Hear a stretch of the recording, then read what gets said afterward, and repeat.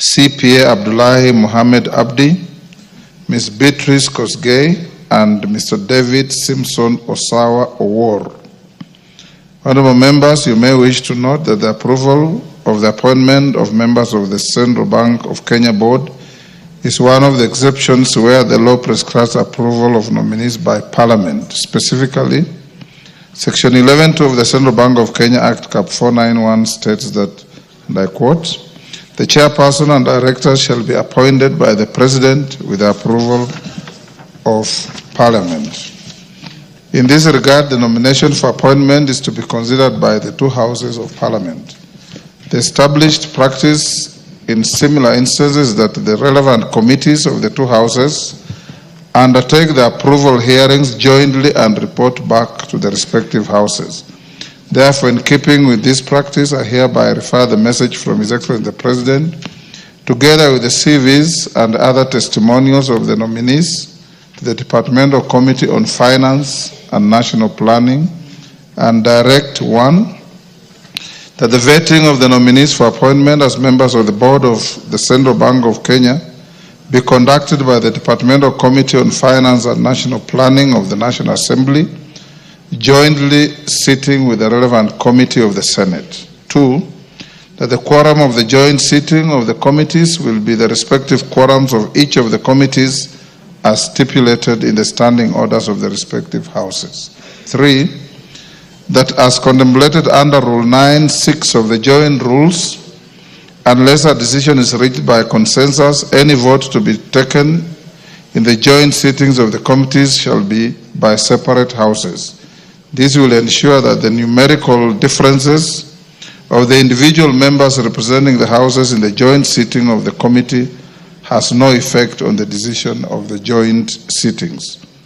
4, that the joint committee shall, having conducted the vetting hearing, submit a joint report to the respective houses in the manner contemplated by paragraph 7 of Rule 9 of the joint rules. And 5, that the approval process should be conducted in accordance with the provisions of Public Appointments Parliamentary Approval Act Cap 7F. Honorable members, whereas the Central Bank of Kenya Act Cap 491 does not provide specific timelines within which the House is to consider the nominees, Section 8 of the Public Appointments Parliamentary Approval Act Cap 7F requires the relevant House to undertake the exercise within 28 days. In this regard, the committees should immediately proceed to commence the approval process, notify the nominees and the general public of the time and place for holding the approval hearings, and thereafter, upon conclusion, table their joint report by Tuesday, 29th April 2025, to enable the Houses of Parliament to consider the matter within the statutory timelines. I thank you. Members at the bar, take the nearest seats. Take the nearest seats, Karemba.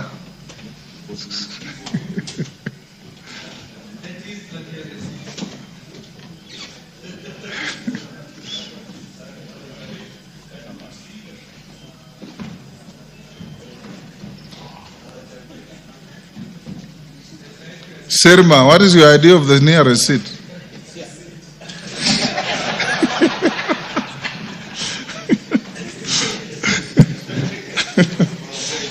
Yes.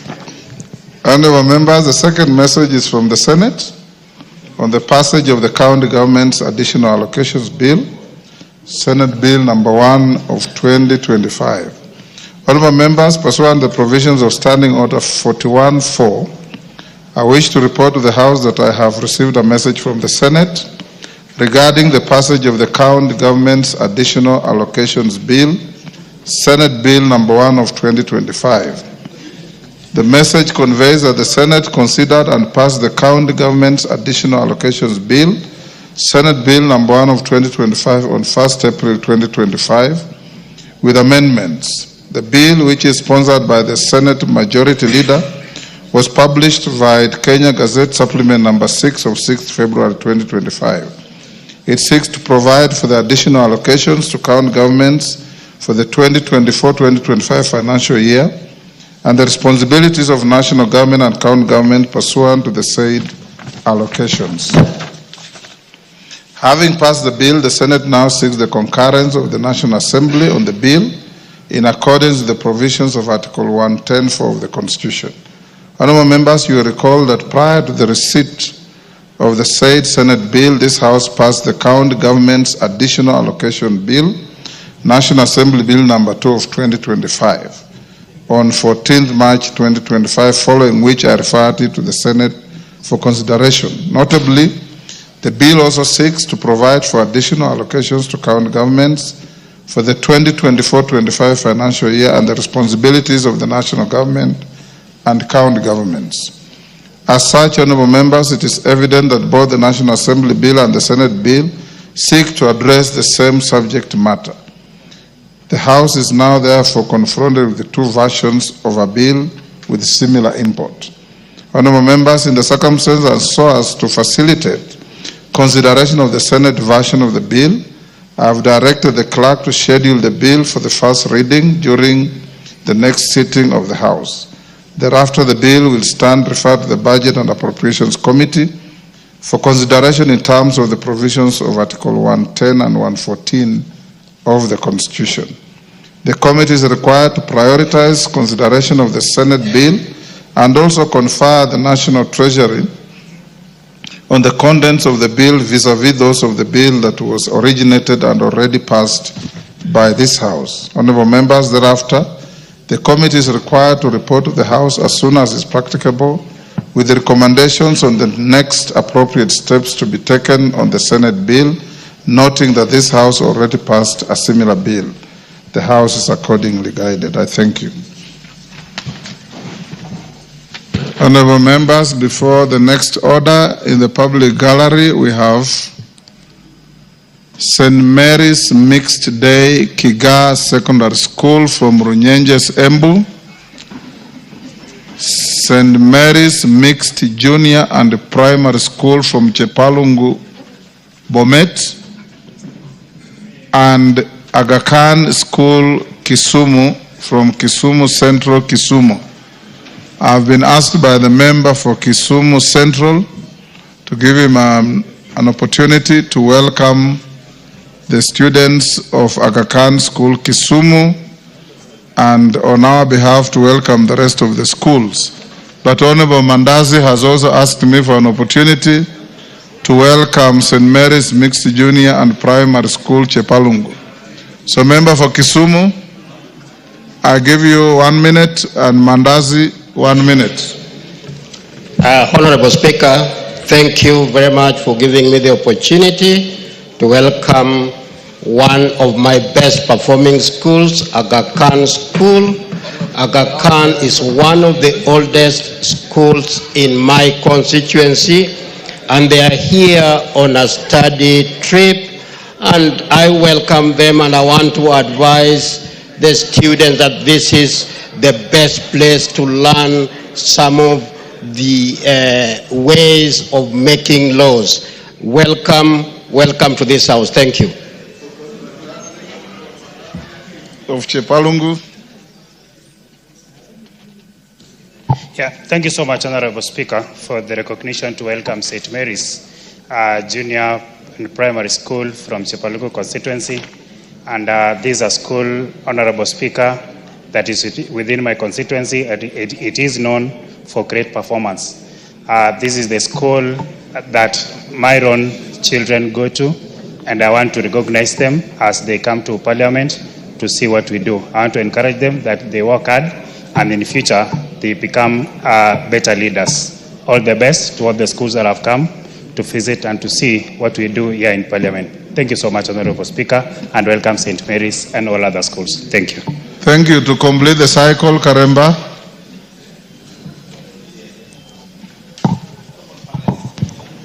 Thank you, Honorable Speaker, for this opportunity, and I wish to welcome the students from St. Mary's Day Secondary School, Kega, from my constituency, alongside other students. This is a school that has enormous potential, and it is one of the best performing schools in my constituency. And I wish to wish them the very best as they pursue knowledge and as they seek to become greater people in this republic. I want to assure them that I'll continue supporting their education so that they can become better people in this country. And thank you, Honorable Speaker. Thank you. On behalf of the Speaker and the House, we welcome all the schools, the students and their teachers to the House of Parliament. Next order. Order number 4, petitions.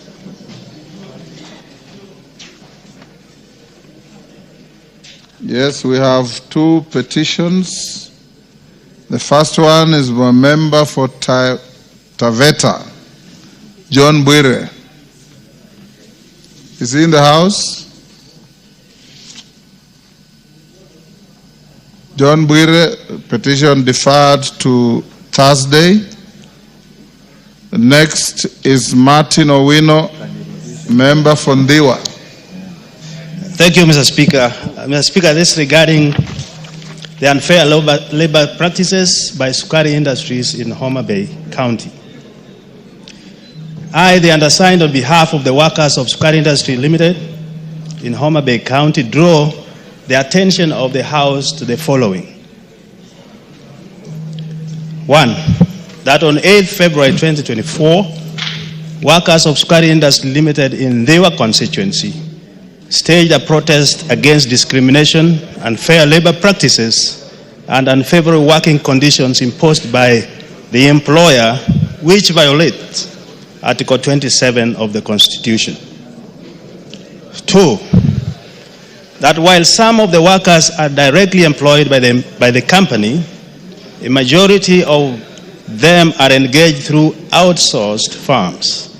This has resulted in significant disparities in employment terms, benefits, compensation, and other entitlements. 3, that there is alleged discrimination between foreign and local workers, including differences in pay for equal work, separate meetings for the different groups, unfair allocation of field and airtime allowances, and the withdrawal of salary advances, overtime, and lunch allowances. 4, that the workers employed through outsourcing firms are not provided with personal protective equipment, PPEs, and lack any policy for compensation in case of work-related injuries or fatalities. Additionally, ambulance services are not available and often unreliable during emergencies. Number 5, that the company's management is largely unapproachable, particularly to the local workers, and often terminates their employment arbitrarily without due process. Furthermore, workers are prohibited from joining or forming a labor unions. 6, that tractor drivers do not have formal contracts with the company, and their salaries and other payments are made through mobile money transfers instead of structured payroll system. Number 7, since October 23, contractual workers' contributions to the National Social Security Fund, NSSF, have been halted, and service gratuity is not provided. Number 8, that all efforts to address these concerns through dialogue and engagement have been unsuccessful. And lastly, Mr. Speaker, that the issues raised in this petition are not pending before any tribunal, court of law, or any constitutional or legal body. Therefore, your humble petitioners pray that the National Assembly, through the Public Petitions Committee, 1, inquires into the alleged discrimination, unfavorable working conditions, and unfair treatment of both outsourced and directly employed workers, whether local or foreign. 2, recommends that Sukari Industry Limited allow its workers, including those hired through outsourcing firms, to join or form labor unions to safeguard their rights, particularly their right for remuneration and reasonable working condition as guaranteed under Article 41 of the Constitution. 3, makes any other recommendation that it may deem appropriate to address the grievances of the petitioners. And your petitioners will ever pray, this presented by Honorable Martin Peters Owino, Member of Parliament from their constituency. Now, Mr. Speaker, if I just add one statement, I, as the area member of Parliament, have tried with top management to no solutions. You right? should have included that in the petition. Thank you. I hope the petition committee will take this very seriously. Yes. Thank you, Mr. Speaker. Yes, Sunguli. If I may joyride, Mr. Speaker, on this and ask the committee to really look into these sukari industries. I know that those of us with industries or sugar in our constituencies would like to see this thing investigated generally for our industries. But sukari is an industry that seems to be encroaching even onto our own sugar in Transmara. You know, the sugarcane industry also helps us to do the roads. But if our sugarcane is poached by another industry that does not help us, this is not very, very good. We want that in addition to the bad HR habits that sukari industry has, that they should also be investigated in the manner that it does not poach sugarcane from our Transmara industries, because it's making our industry run out of cane. Mama Zamzam, you want to joyride on this? Mheshimiwa Spika, nikiweza kumuunga ndugu yangu Mheshimiwa Moses mkono, Mheshimiwa Martin, ningependa kusema hivi Mheshimiwa Spika.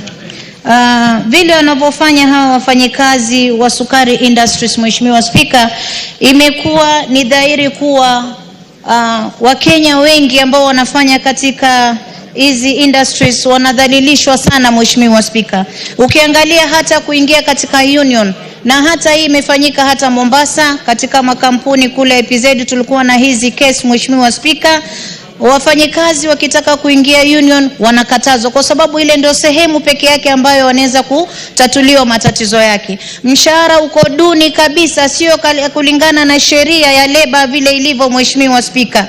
Na pia hawapewi zile gears ama nitasemaje, zile nguo za kuvaa za kuweza kuwalinda kutokana na hatari zilizoko kazini Mheshimiwa Spika. Wengine kama ulivyosikia pia wanalipwa na M-Pesa. Sasa mtu anajiuliza hatima yake iko wapi? Mtu akipata matatizo makubwa anashindwa anaweza kusaidika namna gani? Hana union. NSSF pia naona pia walitolewa hawalipi ile ada ya NSSF.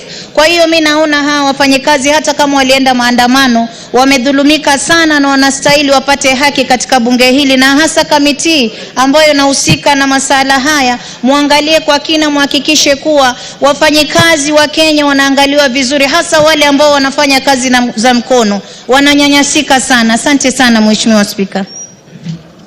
Thank you. The petition is committed to the Committee on Public Petitions. Report back within 60 days. Is the chairman here? Yes, sir. Kagezi, yeah. Report back in 60 days, within 60 days. Well received, thanks. Thank you. Next order. Order number 5, papers.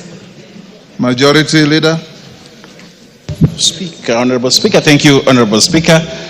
Honorable Speaker, I beg to lay the following papers on the table of the House today, Tuesday, April 8th, 2025. A, report on performance of the special groups, youth, women, and persons with disability from the Public Procurement Regulatory Authority.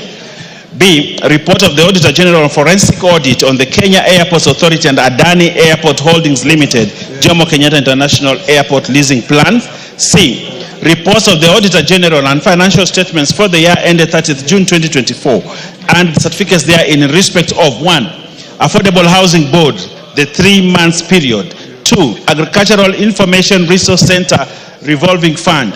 Earthy Water Works Development Agency, Energy and Petroleum Regulatory Authority, Gatitu Tea Factory, Kenya Fisheries Services, Kenya Forest Services, Kenya Institute of Curriculum Development, Kenya Institute of Mass Communication Car Loan and Mortgage Fund, Kenya Maritime Authority Staff Mortgage and Car Loan Scheme, Kenya National Public Health Institute, Kenya National Trading Corporation, Lapset Corridor Development Authority, Micro and Small Enterprises Authority, Miwani Sugar Company Limited, 1989 in receivership, Mount Elgon Lodge Limited, National Assistance Trust Fund for Victims of Trafficking in Persons, National Police Service Commission Staff Car Loan and Mortgage Scheme Fund, National Police Service, National Syndemic Disease Control Council, Zoya Sugar Company, Office of the Director of Public Prosecution, President Award Kenya, Public Trustees of Kenya, Receiver of Revenue Statement, the Judiciary,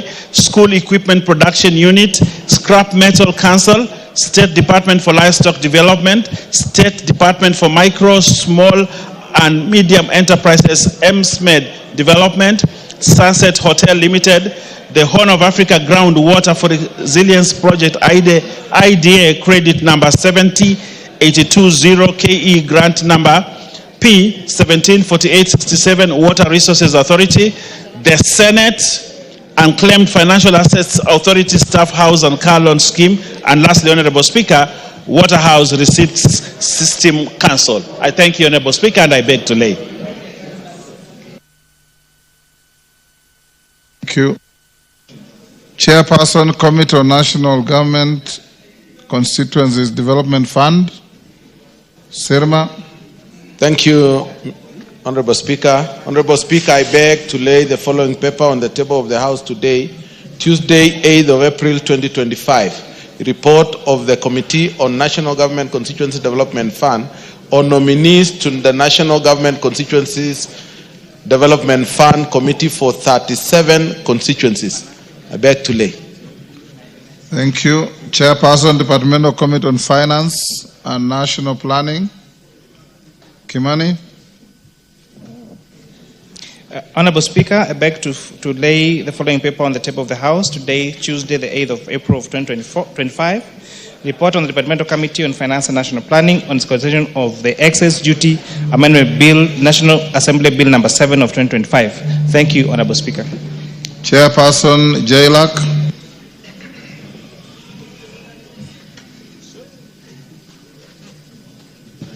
Thank you. Thank you, Mr. Speaker. Honorable Speaker, I beg to lay the following paper on the table of the House today, Tuesday, 18th April 2025. Reports of the Departmental Committee on Justice and Legal Affairs on its consideration of, number 1, the Anti-Money Laundering and Combating of Terrorism Financing Laws Amendment Bill, National Assembly Bill number 5 of 2025, and 2, the approval hearing of Honorable Judith Nayai Ramaita Pareno for appointment as Principal Secretary, State Department for Justice, Human Rights and Constitutional Affairs. Thank you, Mr. Speaker, and I beg to lay. Thank you. Next order.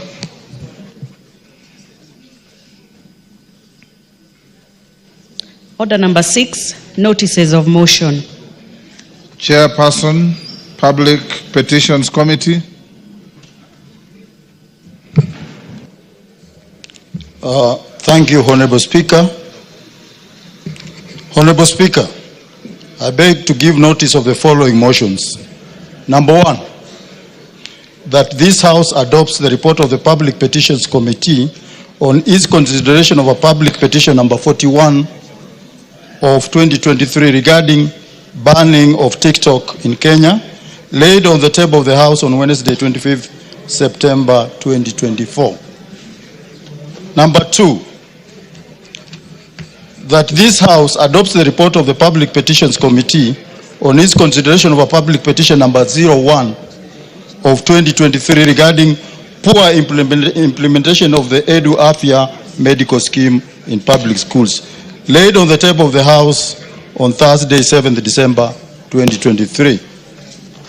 Number 3, that this House adopts the report of the Public Petitions Committee on its consideration of public petition number 11 of 2022 regarding pollution of River Athi, laid on the table of the House on Thursday, 11th April 2024. And lastly, number 4, that this House adopts the reports of the Public Petitions Committee on its consideration of the public petition number 7, 57, 70, 71 of 2023 regarding gazettement of Rachuonyo North, Nyatike West, Nyatike North, and Nyatike South, Chonyi, and Chepalungu, sub-counties or hardship areas, respectively, laid on the table of this House on Tuesday, 11th June, 2024. Mr. Speaker, I beg to move. Thank you. What are you moving, Kagezi? I thought you were giving notice of motion. Sorry, Speaker, sir. It's a notice. Okay. Chairperson Jailak. Thank you, Honorable Speaker. Honorable Speaker, I beg to give notice of the following motion. That taking into consideration the findings of the Departmental Committee on Justice and Legal Affairs in its report on the vetting of a nominee for appointment as Principal Secretary laid on the table of the House today, Tuesday, 8th April 2025, and pursuant to the provisions of Article 155(3)(b of the Constitution, approves the appointment of Honorable Judith Nayai Ramaita Pareno as the Principal Secretary, State Department for Justice, Human Rights and Constitutional Affairs. Thank you, Mr. Speaker. Thank you, Morugara. Chairperson, Public Investments Committee on Social Services, Administration and Agriculture. Thank you, Honorable Speaker. Honorable Speaker, I beg to give notice of the following motion, that this House adopts the 4th report of the Public Investments Committee on Social Services, Administration and Agriculture on its consideration of the report of the Auditor General on the financial statement of the following state corporations laid on the table of the House on Thursday, 17th October 2024. 1. The National Social Security Fund, the year 2019-20. 2. Communication Authority, financial years 17-18 and 18-19. 3. Child Welfare Society of Kenya, financial years 2014-15. 4. Sacco Society Regulatory Authority, financial years 17-18, 18-19, and 19-20. And lastly, Kenya Institute of Public Policy Research and Analysis, financial years 2014-15, 15-16, 16-17, and 17-18. The second motion, Honorable Speaker, I beg to give notice of the following motion, that this House adopts the report of the Public Investments Committee on Social Services, Administration and Agriculture on its consideration of the performance audit report for the provision of services to persons with disabilities by the National Council for Persons with Disabilities laid on the table of the House on Tuesday, 30th July 2024. Thank you, Honorable Speaker. And the last motion, Honorable Speaker, I beg to give notice of the following motion, that this House adopts the 3rd report of the Public Investments Committee on Social Services, Administration and Agriculture on the consideration of the report of the Auditor General on the financial statements of the following state corporations laid on the table of the House on Tuesday, 30th July 2024. 1. Kenyatta National Hospital, the year 2018-19 and 19-20. Kenya Medical Supplies Authority, the years 2017-18 and 18-19. Kenya Veterinary Board, financial years 2018-19, 19-20 and 2020-21. National Authority for Campaigns Against Alcohol and Drug Abuse, financial years 17-18, 18-19, 19-20 and 2020-21. And lastly, Kenya Broadcasting Corporation, financial years 2001, 2001, 0102, 0304, 0305, 0304, 0405, 0506, 0607, 0708, 0809, 0910, 2010 11, 011 2012, and lastly, Honorable Speaker, 2012-2013. Thank you, Honorable Speaker.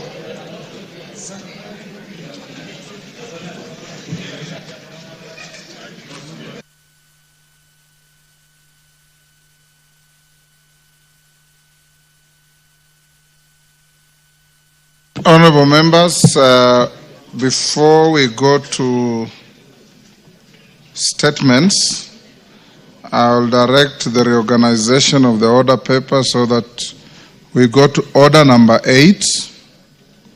We put the question at order number 8. I will allow the county member for Kajiado to make a statement about a departed colleague. Then we go back to statement. So, clerk.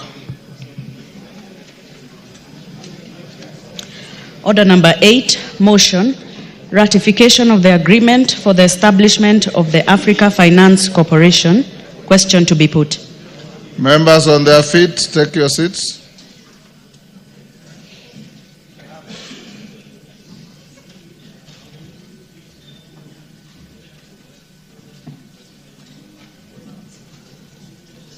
Member for Garissa, take your seat. Honorable members, I'll put the question at order number 8, which is that this House adopts the report of the Departmental Committee on Finance and National Planning on its consideration of the agreement for the establishment of the Africa Finance Corporation laid on the table of the House on Friday, 14th March 2025, and pursuant to the provisions of Section 8(4) of the Treaty Making and Ratification Act Cap 4D, approves the ratification of the establishment of the Africa Finance Corporation. As members of that opinion say aye. Aye. Will those of the contrary opinion say nay? The ayes have it.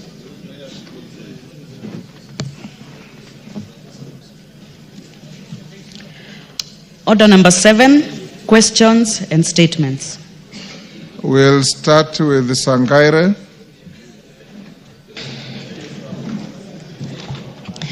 Thank you, Mr. Speaker. I have a statement on the passing on of Honorable Janet Teiyaa. Honorable Speaker, pursuant to the provisions of Standing Order 259D-2, I rise to pay tribute to the former Kajiado County Women Representative, the late Honorable Janet Teiyaa. Honorable Speaker, the late Honorable Janet Teiyaa passed on Monday, 7th April 2025. The late Teiyaa was born on 28th September 1980 in Ilkilorit in Kajiado County. She began her education in Africa Inland Church Kajiado School in 1987 and sat for her Kenya Certificate of Primary Education in 1995. She later joined the Nomatasiani Secondary School and completed her Kenya Certificate of Secondary Education in 1999. She proceeded to pursue a certificate in accountancy technician in 2022 at the Masai Technical Training Institute. Noting that she lost her ability to walk at the age of 5, she bravely surmounted the obstacles that hinder persons living with disabilities, becoming a role model to many in her community. The late Honorable Teiyaa built on her success by working up on uplifting the status of women and people with disabilities upon graduation. Honorable Speaker, the late Honorable Janet Teiyaa joined politics upon nomination by the National Alliance Party, TNA, to represent the interest of those with disabilities in the House during the 11th Parliament. She bet all odds and she was elected as the women representative for Kajiado County in 2017. During her tenure in the 12th Parliament, she dedicatedly served in the Departmental Committee on Labor and the Committee on Regional Integration. The late Honorable Teiyaa brimmed the epitome of resilience and advocated for persons with disabilities in the county and specifically in Kajiado County.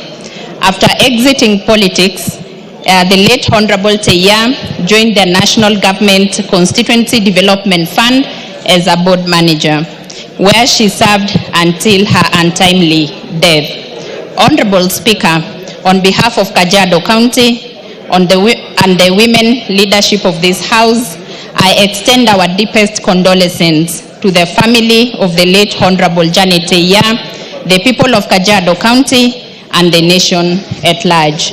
I pray that the soul of our departed colleague rests in eternal peace. I thank you, Honorable Speaker. Thank you, Honorable Sangaire. Musa Sirma. Give Musa Sirma the mic. Mr. Speaker, I join the Honorable member for Kajiado in condoling of the passing of Janet Teiyaa, who was a member of the National Constituency Development Fund Board. Mr. Speaker, Janet Teiyaa appeared before our committee to vet her during our appointment by the Minister of Finance. Mr. Speaker, Teiyaa was a very hardworking lady who did all what she could do to make sure that she attended all meetings and functions of the National Government Constituency Development Fund Board. We've met in several meetings, and she has been she had a lot of passion in serving that committee, Mr. Speaker. Therefore, on behalf of my committee, I wish to pass our sincere condolence to the family of Janet Teiyaa. Thank you, Mr. Speaker. Dorothy. Thank you, Honorable Speaker. Honorable Speaker, I too would wish to join my chair, Honorable Rea, and the entire county of Kajiado for the loss of this great lady. Mr. Speaker, it is important to note that this is a lady who defied all odds to do what she could do despite the condition that she lived with. This is a great encouragement to show that disability is not inability, Honorable Speaker. And I want to say, pole sana to the family, and may God give them solace during this very difficult time as they mourn their loved ones. Thank you, Honorable Speaker. Bukose. Honorable Speaker. A minute each, because I can say a few. Honorable Speaker, I want to join my colleagues in mourning the passing away of Honorable Teiyaa. Teiyaa was nominated as a member of parliament in the 11th parliament, and in the 12th parliament she was elected as the women member of parliament for Kajiado. Very hardworking, humble lady. She used to sit at the back there. And Honorable Speaker, may her soul rest in eternal peace. Donya. Thank you, Mr. Speaker. From Kisii County, I also rise to send my message of condolence to Kajiado County. In most cases, Mr. Speaker, when people do the introductions and one says, this is my third term as nominated, it doesn't sink well with our ears, because if you go through the history of Honorable Janet, she was only nominated once, and then the second time she decided to fight for an elective seat. That's good news from what we are reading, and we tell the entire Kajiado County through a representation of Honorable Leah that may God be with the family and the entire county of Kajiado. Thank you. Milemba. Well, thank you, Honorable Speaker. On behalf of myself and the people of Emuhaya and the Labour Committee of the 12th Parliament, I want to actually convey my condolences to the family of the Honorable Teiyaa. Teiyaa and I and others, Koyo there, worked in the Labour Committee for 5 years during the 12th Parliament. And she was so determined, she attended all meetings. Despite the challenges she had as a person living with disability, she still attended all the meetings, whether it was in Mombasa or all over the country. I want to pray that God gives the family strength to go through this business as we send her off. Thank you, Honorable Speaker. Naomi. Thank you, Honorable Speaker, for allowing me to also contribute to this as I send my condolences to the entire Kajiado County, the leadership and the family, on my own behalf and on behalf of Marsabit County and my family. Honorable Speaker, I interacted with the late Janet Marania in the 12th Parliament. She was so passionate, and especially on matters to do with the people living with disability and the minority. And it is my prayer that the family will be comforted and that her soul rest in peace. Thank you. Korere. Thank you, Speaker. I also take this opportunity to condole with the people of Kajiado. Indeed, Teiyaa was a true description of a strength of a woman. Despite her being able differently, Speaker, we were nominated the same time in 2013, and we served for 5 years. And in 2017, she ran in Kajiado and was elected. And Teiyaa had strength.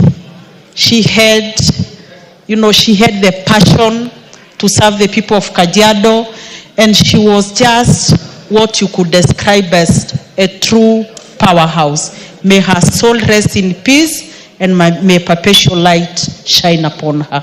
Ferdinand.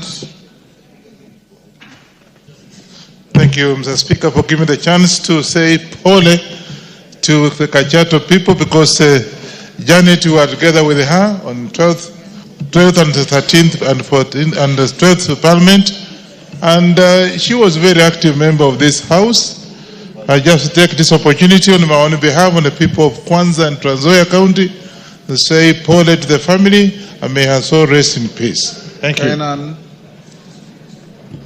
Thank you, Mr. Speaker. Mr. Speaker, Janet was a very strong, resilient, and pragmatic leader. Mr. Speaker, Janet was born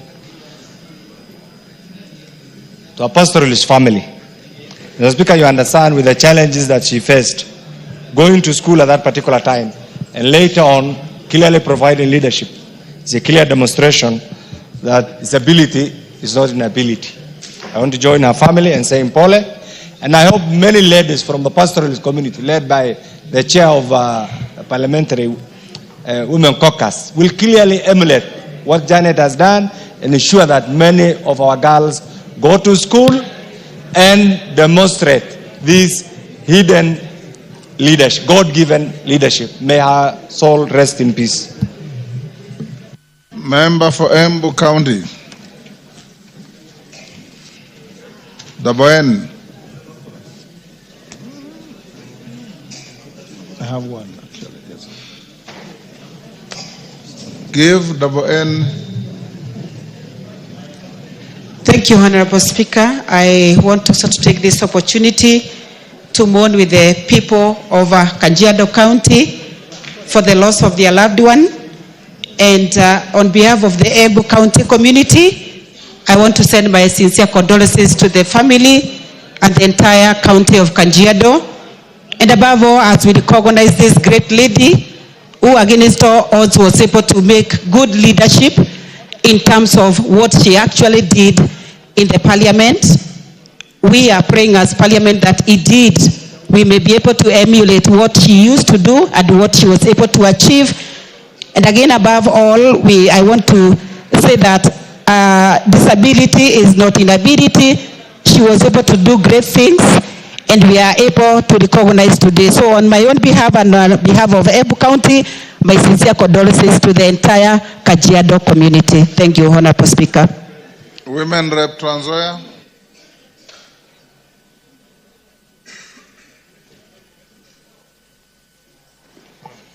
Thank you, Mr. Speaker, for also giving me this chance to eulogize with my colleagues and the family of Honorable Teiyaa.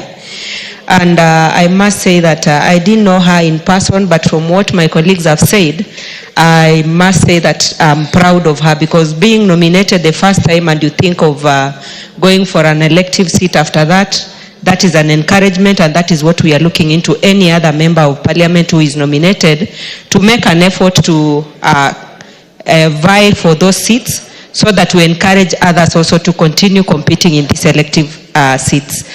With that, Mr. Speaker, I say may her soul rest in peace. Thank you. Weda. Asante Bwana Spika. Kwa niaba yangu, familia yangu na watu wangu ninaowakilisha Lamu Mashariki, natoa rambirambi zangu kwa familia ya Mheshimiwa Teiyaa. Mheshimiwa tulikuwa naye bunge la 12 na tulikuwa kwa kamati moja. Alikuwa mtu mzuri. Natoa pole kwa familia na Mungu aiwezeshe kujaza ile pengo ameacha. Asante Bwana Speaker. Makali Mulu. Thank you so much, Honorable Speaker. Honorable Speaker, on my own behalf, on behalf of the good people of Kitui Central, I also want to join my colleagues in sending my sincere condolences to the family of Mheshimiwa and the people of Kajiado County. Honorable Speaker, I served with the Mheshimiwa in the 11th Parliament and the 12th Parliament. In the 11th Parliament as a nominated member of Parliament, and the 2nd Parliament as an elected member of Parliament. And Honorable Speaker, just as colleagues are saying, the commitment which was demonstrated by Mheshimiwa when she was a member here, Honorable Speaker, is not expected of somebody living with a disability. But she went out of her way really to show that commitment and serve faithfully the people of Kajiado County. So, Honorable Speaker, I want to encourage those people who are living with disability, Honorable Speaker, to learn that disability is not inability, and they can actually do much more for this country. With those remarks, Honorable Speaker, may our soul rest in eternal peace. Amen. Thank you, Honorable Members. We'll end there. Honorable Teiyaa, those who knew her like I did, was the true embodiment of the spirit of the strength of a woman. We campaigned with her, and even with her physical challenge, she was in every single political spot in Kajiado, campaigning with everybody else. Shall we be upstanding to give a minute silence?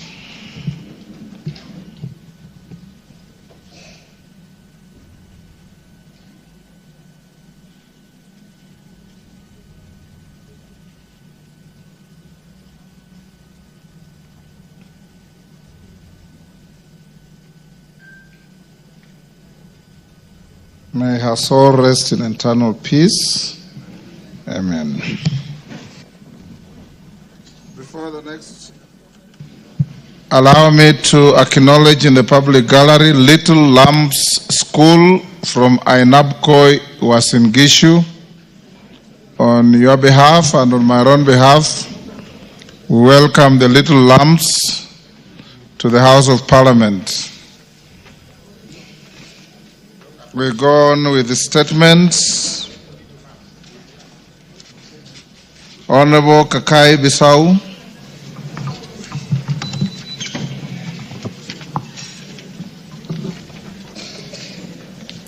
Honorable Speaker, pursuant to Standing Order 44.2c, I rise to seek for a statement from the Chairperson of Departmental Committee on Administration and Internal Security regarding the disappearance and subsequent death of Ms. Lydia Tokeshi Buhala. Honorable Speaker, On January 7, 2025, Mrs. Lydia Tokeshi Buhala of ID number 3461-3679 was reported missing in Nairobi, only for her body to be found dumped in Gataga Forest in Rongai. On 9 January 2025, a vehicle was discovered abandoned in Ruto with visible bloodstain and vomit inside, raising concerns on the circumstance of her disappearance and subsequent death.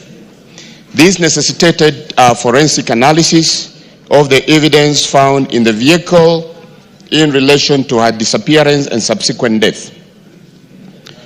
The matter was recorded at Ruto Police Station under OB number 34/07/1/2025. And an initial response made by officers from Kilimani and Kabete police stations. Honorable Speaker, Mrs. Buhala's family is concerned on the timelines and effectiveness of police actions in addressing this distressing case. Additionally, they are concerned by the reports from authorities that Mr. Joseph Philip Orua, who was identified as a person of interest in connection with the disappearance and tragic death of their kin, has been missing from his Nairobi residence. This has raised questions on his whereabouts and whether law enforcement agencies have taken sufficient action to locate and arrest him to assist with the investigations. Honorable Speaker, it is against this background that I seek a statement from the chairperson of the Departmental Committee on Administration and Internal Security on the following. 1. The steps taken by the security agencies on the matter of the disappearance of Ms. Lydia Tokeshi Buhala on 7 January 2025, including actions taken by Kilimani and Kabete police stations to investigate the case. Second, the progress of investigation into the circumstances surrounding Mrs. Buhala's disappearance and abandonment of her vehicle in Ruto with blood stains and vomit inside, and whether forensic analysis was conducted on the scenes. Thirdly, a report on the whereabouts of Mr. Joseph Philip Orua, a person of interest identified by the family of Mrs. Buhala as a key suspect in the matter, and findings of the police on his connection with the disappearance and subsequent death of Mrs. Buhala. And lastly, Mr. Speaker, measures in place to support families of missing persons during investigations, including coordination between different police stations and the role of forensic technology in identifying and tracking movements of potential suspects. I thank you, Honorable Speaker. Chair, Administration and Internal Security. Kangara, you are holding brief for your chairman? Yes, Mr. Speaker. Bring a response in 2 weeks. 2 weeks' time, yeah. Okay. Thank you. Thank you. Member for Funyula, Ojambo Oundo, Doctor. Thank you, Honorable Speaker. Honorable Speaker, pursuant to the provision of Standing Order 44.2c, I rise to request for a statement from the chairperson of the Departmental Committee on Energy regarding the operations of Kudura Power East Africa in Western Kenya. Honorable Speaker, Kudura Power East Africa Limited is a Kenyan enterprise specializing in the development and operation of renewable energy mini-grids in Western Kenya. Its primary focus is providing reliable and affordable electricity and clean water to rural communities. However, despite such a commendable initiative, the residents of Sidonge A, Diraho, Rukada, Mahurisi, Mudoriko, Wiri A and B, Namagumba, Mugonga, and Muhondo and Funyula constituency have raised concerns on the contributions of the project to enhancing growth of the local communities. It's observed that the power supplied by Kudura is unreliable during the rain seasons and sufficient for heavy-duty appliances. In addition, a tariff of Kenya shillings 83 and 33 cents charged per unit is significantly high compared to the rate of 25 per unit charged by Kenya Power. Sadly, Kudura has bad residents connected to their power supply from subscribing to alternative power providers to meet the electricity needs. Honorable Speaker, it's against this background I request for a statement from the chairperson of the Departmental Committee on Energy on the following. One, a report on the regulatory framework under which Kudura Power East Africa Limited is operating, generating and supplying power in Western Kenya. Two, the agreement on leases granted to Kudura Power to impose tariffs on power supplied and steps being taken to regulate such charges. Three, timelines within which Kudura will upgrade the infrastructure and ensure continuous and uninterrupted supply of power to homesteads. And finally, Honorable Speaker, a report on the terms of agreement between Kudura Power East Africa Limited and the government, including whether the terms are subject to review to allow alternative service provider to supply power alongside Kudura. I thank you, Honorable Speaker. Chair Energy. Where is Gikaria? Member of committee? Majority Leader. Majority Leader, direct the Chair Energy to bring this response in 2 weeks. Most obliged. Yes, Donya, what is it? I don't think if we can give the answer in 2 weeks. Why? I made a statement before we went for recess. He said he was going to give in 2 weeks. It was ending today. He's not even in the House, Mr. Speaker. So I doubt if they will give that feedback in 2 weeks. Thank you. We will direct him to do so in 2 weeks.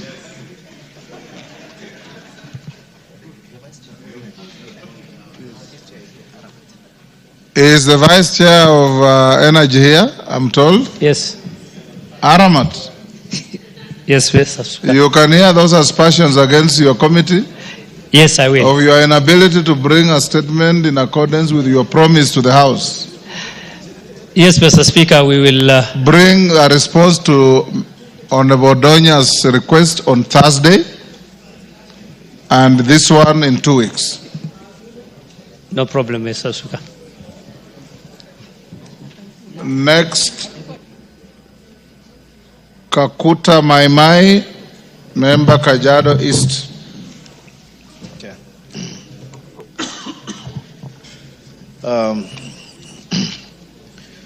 Honorable Speaker, pursuant to the provision of Standing Order 44-2C, I rise to request for a statement from the chairperson of the Departmental Committee on Lands regarding the alleged fraudulent and irregular transfer of public land number 67, Isinya MRTC Demonstration Farm. Honorable Speaker, members of the Mbole Group Ranch community have raised concerns over the illegal and fraudulent alienation of this public land, parcel number 67, within Isinya town. It is alleged that this public asset has been unlawfully transferred to a Mr. Sironga Olelemite of ID number 0790473. Official records indicates that Mr. Lemite listed as member number 197 in the Mbole Group Ranch register was allocated land during the official subdivision of the 60,000 acre range, where he was issued parcel number KAJ/Captain North /712, measuring 158 acres. It is reported that he later willingly sold the land to multiple individuals. Honorable Speaker, during a meeting convened by the Senior Sub-County Security Committee, they said Mr. Lemite confirmed that the land in question had changed ownership with the knowledge and assistance of key public officials, including the former Kajiado County Council and the Kajiado County Executive Committee member for lands. This raises serious concerns about potential abuse of office and collusion in the illegal misappropriation of community land, calling for justice and protection of the ancestral land for members of the Embolioi group branch. Honorable Speaker, it is against this background that I request for a statement from the chairperson of the Departmental Committee on Lands on the following. 1, a report on the steps that the Ministry of Lands is taking to investigate the fraudulent transfer of parcel number 67 in Kajiado County, Isinya MRTC demonstration farm. 2, measures being put in place by the Ministry of Lands to reverse the illegal transaction and restore the land to its rightful public status. And 3, actions being taken to bring to account public officers involved in facilitating illegal transfer of public land to prevent similar cases. I thank you, Honorable Speaker. Yes, Chair Lands. Lands Nyamoko. Any member of that committee? Lands Majority Leader. Inform them to bring a response in 2 weeks. In 2 weeks. Yes. It is hard if this land in Isinya can be transferred fraudulently, Honorable Speaker. I'll ask the chair or the vice chair to bring it in exactly 2 weeks. Thank you. Response to a statement requested by Joseph Munyoro, MP Kigumo. Kahangara, you said you are holding brief for your chairman. Yes, so Mr. go Speaker. ahead and respond. Thank you, Mr. Speaker.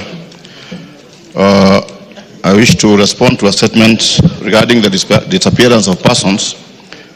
The Honourable Member of Parliament for Kigumo Constituency, Honourable Joseph Munyoro, requested a statement on the disappearance of persons, and the Honourable Member particularly sought to be informed of 1, the whereabouts of Mr. David Gitau Maina, Mr. David Jehia Macharia, Mr. James Mboro Karaoke, and Mr. Patrick Karanja Gitau, and the status of investigations by police on their disappearances as reported at the OMB numbers 10-01-01-2025, 10-29/12-2024, 29/8/1-2025, and 14/01/225 respectively.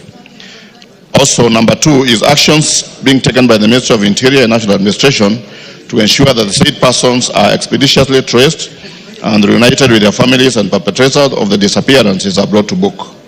Measures put in place by the Ministry of Interior and National Administration to ensure the safety of residents of Mareira sublocation in Kegumo constituency. And number 4, plans put in place by the Ministry to provide more vehicles to Kegumo Police Station to facilitate security. And I wish to state as follows. 1, disappearance of David Gitau Maina. Honorable Chair, Speaker, on 1st January 2025, Stephen Maina Gitau reported the disappearance of his father, David Gitau Maina, at Kegumo Police Station under OB number 10/01/01225. The report was officially Standing Committee on Finance and Budget to move this amendment. Madam Chair, I propose that clause 8 of the bill be amended by deleting the word service, appearing immediately after the words county assembly. I propose the question that clause 8 be amended as proposed. I put the question that clause 8 be amended as proposed. Division at the end. Next. Your point of order, Senator Sifuna. Chair, I think it has been practiced that when the mover is moving the amendments, they just state briefly for the House the import of those amendments. I have not heard the Vice Chair of Finance talk to any of those amendments so that we are all on the same page. Senator Tabitha, I think that objection is in order, so I propose that you assist the Senate to understand those amendments by discussing the import of those amendments to the bill. Thank you, Madam Chair. The first amendment, which was on clause 6 as a committee, after our deliberations, looking at what we looked at was the issue of the word service, which seemed to be appearing, and we felt that it was really narrowing in terms of the responsibility of the county assembly. And that's why we are saying we are just removing the word service and leaving the word county assembly. Because it's not like another entity in place, it's just it as a county assembly. I hope Senator Sifuna that throws light. Okay. Next. Clause 9. I propose the question that clause 9 be part of the bill. I put the question that clause 9 be part of the bill. Division at the end. Next.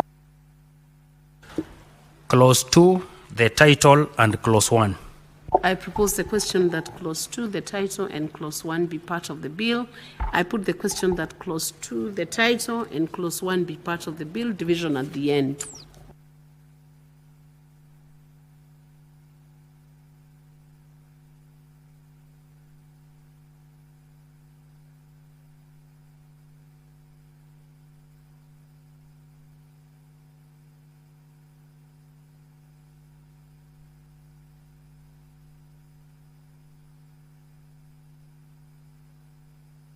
Honorable Senators, the report will be done later, so we move to the next bill.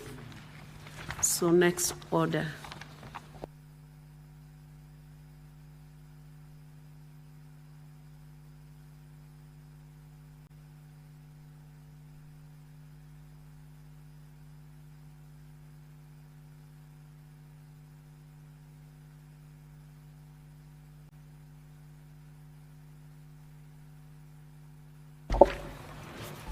Clerk, you may proceed. You can call it out.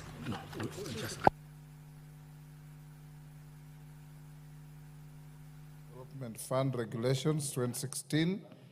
This House approves the list of nominees for appointment to the following 37 constituency committees of the National Government Constituency Development Fund. The 37 constituencies and all the nominees are set out in the order paper. I put the question, and I put the question at order number 11, which is that pursuant to the provisions of Section 43(4) of the National Government Constituency Development Fund Act 2015 and paragraphs 5, 2, and 10 of the National Government Constituencies Development Fund Regulations 2016, this House approves the list of nominees for appointment to the following 37 constituency committees of the National Constituency Development Fund as set out in the order paper for both the constituencies and the nominees. As members of that opinion say aye. Will those of the contrary opinion say nay? The ayes have it. Next. Order number 12, motion. Consideration of Senate amendments to the Houses of Parliament Bicameral Relations Bill, National Assembly Bill number 44 of 2023.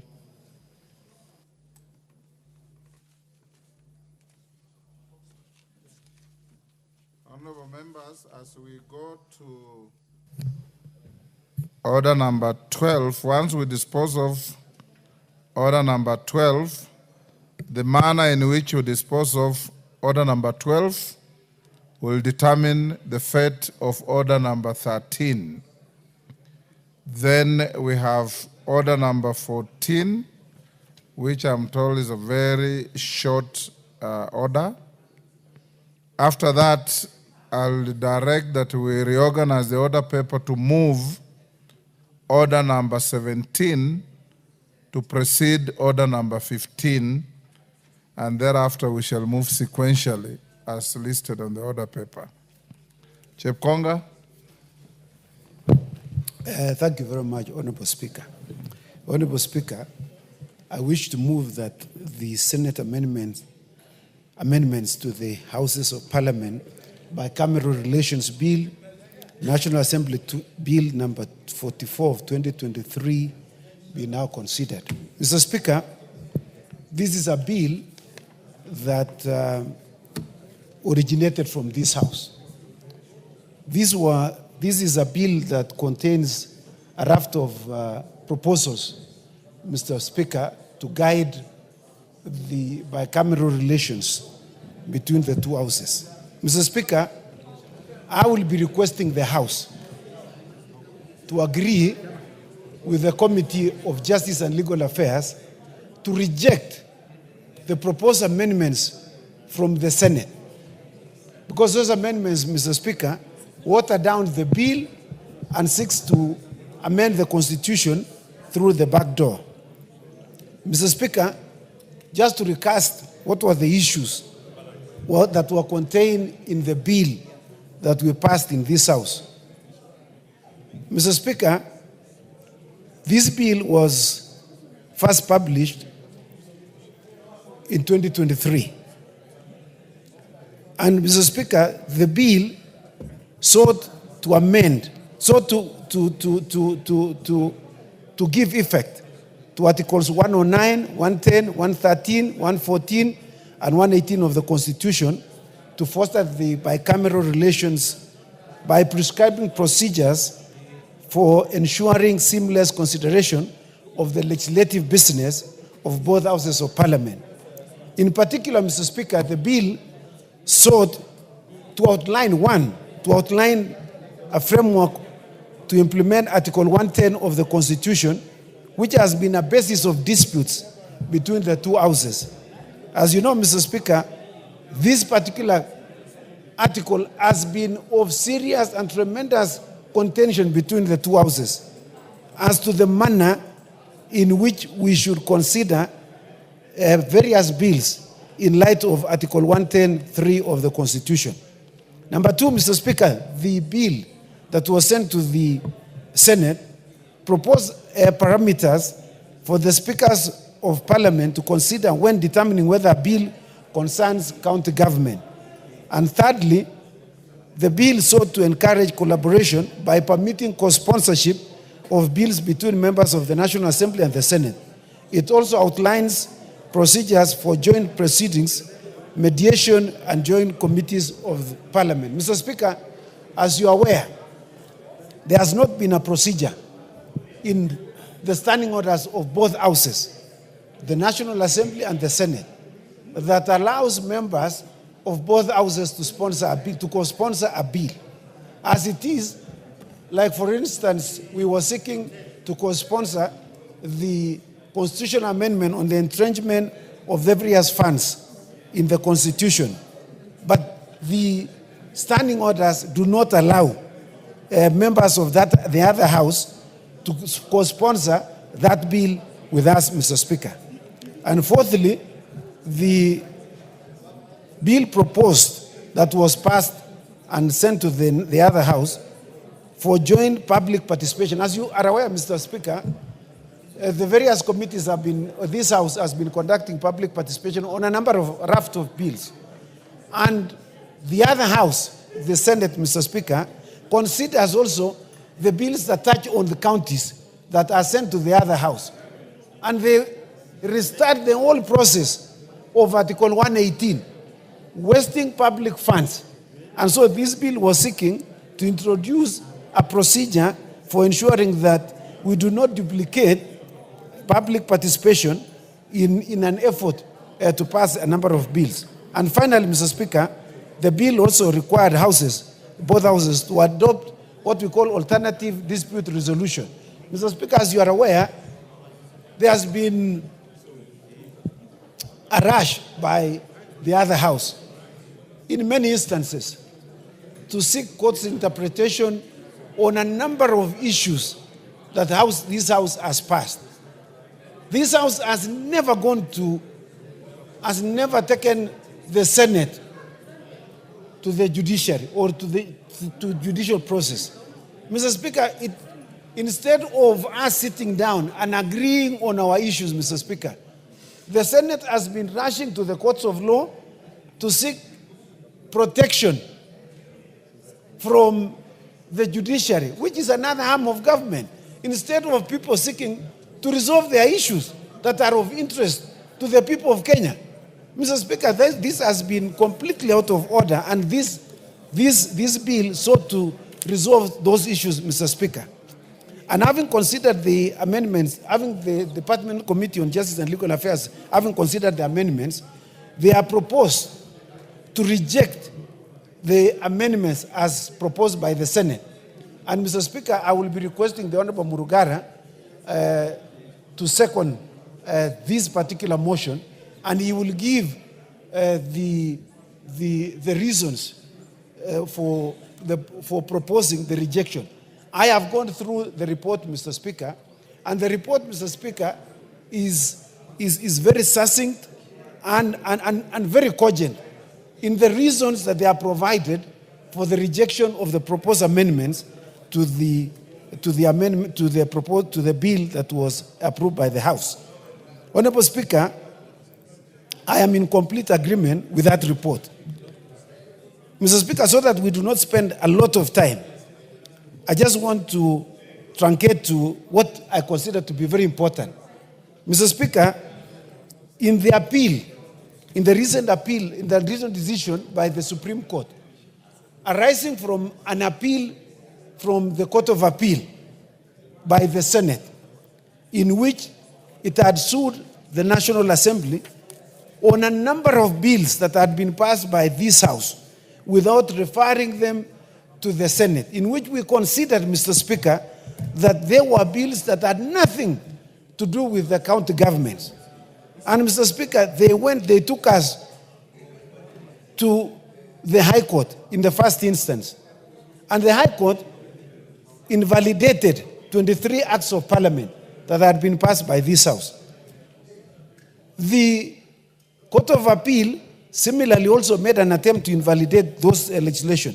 But when we go to when the appeal went to the Supreme Court, Mr. Speaker, the Supreme Court, in its decision and finding, found that 21 acts of parliament had nothing to do with the Senate, including the National Constituency Development Fund.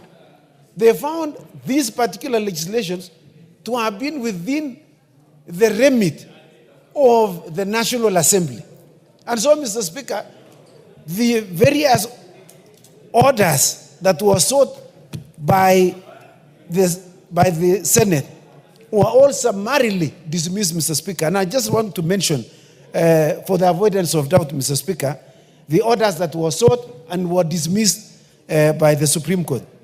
That they sought that a mandatory injunction be issued against the National Assembly from considering bills that touch on county and that have not been referred to the National Assembly. Number two, Mr. Speaker, they sought to invalidate 21 acts of parliament to be unconstitutional. The Supreme Court found that the 21 acts of parliament were indeed constitutional, and they rejected that particular request by the Senate. The Supreme Court also found that the Senate had no role in the origination, consideration, and enactment of money bills, Mr. Speaker, as per Article 110 of the Constitution. And fourthly, they found also that the National Assembly has the exclusive role in the origination, consideration, and enactment of money bills, Mr. Speaker. And finally, this was the order of the Supreme Court, that the constitutionality of the Parliamentary Service Act was not in issue and could not therefore be considered by the Supreme Court, and that was left for the determination by the High Court. Mr. Speaker, the findings of the Supreme Court, which I have just mentioned, are therefore critical to the consideration of the Senate amendments that have been proposed to this House, Mr. Speaker. And those amendments, Mr. Speaker, ran afoul and completely in contravention of the finding and the decision of the Supreme Court, Mr. Speaker. I wish to laud the Supreme Court for the stoic decision and guidance that they have given in finality, Mr. Speaker, and setting the record straight in ensuring that there is a harmonious relationship between the two houses, Mr. Speaker. Mr. Speaker,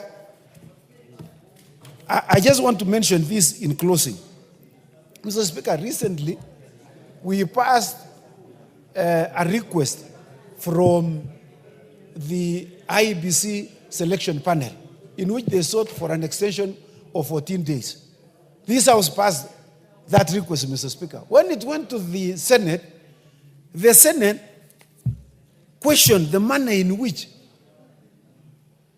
that proposal was sent to this House. In fact, they said that the Speaker of this House ought not to have received it and ought not to have forwarded to the House. Mr. Speaker, this request was made to the Speaker in his capacity as the chairman of the Parliamentary Service Commission. So to question the law in which both houses passed, Mr. Speaker, I found it to be a zero-sum game and argument by the Senate. And in fact, seeking to impeach the character of the Speaker. I found it, Mr. Speaker, to be completely out of turn, throwing tantrums that were completely unnecessary. In fact, the mover of that particular request, the Senator, my very good friend, Senator Kalwale, said he doesn't even know why he was moving it. And yet he was moving it, Mr. Speaker. In fact, I thought a little bit, and I thought, is it a joke or something like that of the century? That someone is moving a request and he says he doesn't know why he's moving it. And they eventually passed it, Mr. Speaker. So, you know, some of these things that are completely contradictory, that this bill was seeking to bring to rest. And so, Mr. Speaker, I'd like to request this House that we completely agree with the proposals of the Committee of Justice and Legal Affairs to reject the amendments that have been proposed by the Senate, because it seeks to amend the Constitution through the back door. They are seeking to amend Article 109(3) of the Constitution. They are seeking to amend Article 114 of the Constitution. They are seeking to amend Article 110 of the Constitution that gives power to this House. Mr. Speaker, we were not proposing this bicameral relations bill so that the Senate proposes amendments that will water down the constitutional provisions without amending the Constitution. If they want to amend the Constitution, Mr. Speaker, let them bring them the proposed amendment to the Constitution. And they must comply with the requirements of amendments to the Constitution. With those remarks, Mr. Speaker, I beg to move and request the Honorable Murugara to second.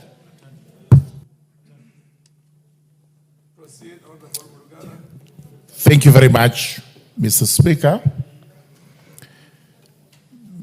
Mr. Speaker, allow me to second this motion and advise the House that when the vote is called, we will be rejecting that motion, that the proposed amendments by the Senate should not be considered, such that those amendments will actually be lost and the motion will also be lost. Mr. Speaker, sir, I must start by stating that I have read the judgment of the Supreme Court delivered on the 21st of March 2025 while we were away on short recess. And allow me, Mr. Speaker, sir, to laud the Supreme Court for having resolved a dispute that had dragged in for 6 years between the two houses of Parliament.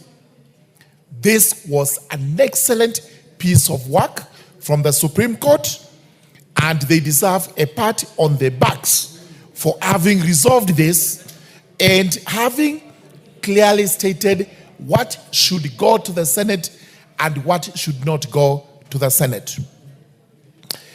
It is unfortunate that for 6 years, there was a duel in the courts between this House, the National Assembly, and the Senate on the interpretation of Article 1110, especially sub-Article 3 of the Constitution, which requires the two houses to resolve any question where a bill concerns a county government or county governments, or it does not. From this particular decision, it was most bizarre that the interpretation by the Senate was that all bills have to be taken to the Senate, even bills that have nothing to do, no single provision concerning county governments. And this is what they are trying to do again. We will show with the intended proposed amendments by the Senate that they are actually going on the wrong tangent. This interpretation by the Senate was not only erroneous, but also ignored the existence of Article 109 of the Constitution, which provides that bills that do not concern county governments need not be considered by the Senate, but have to be considered by this House only.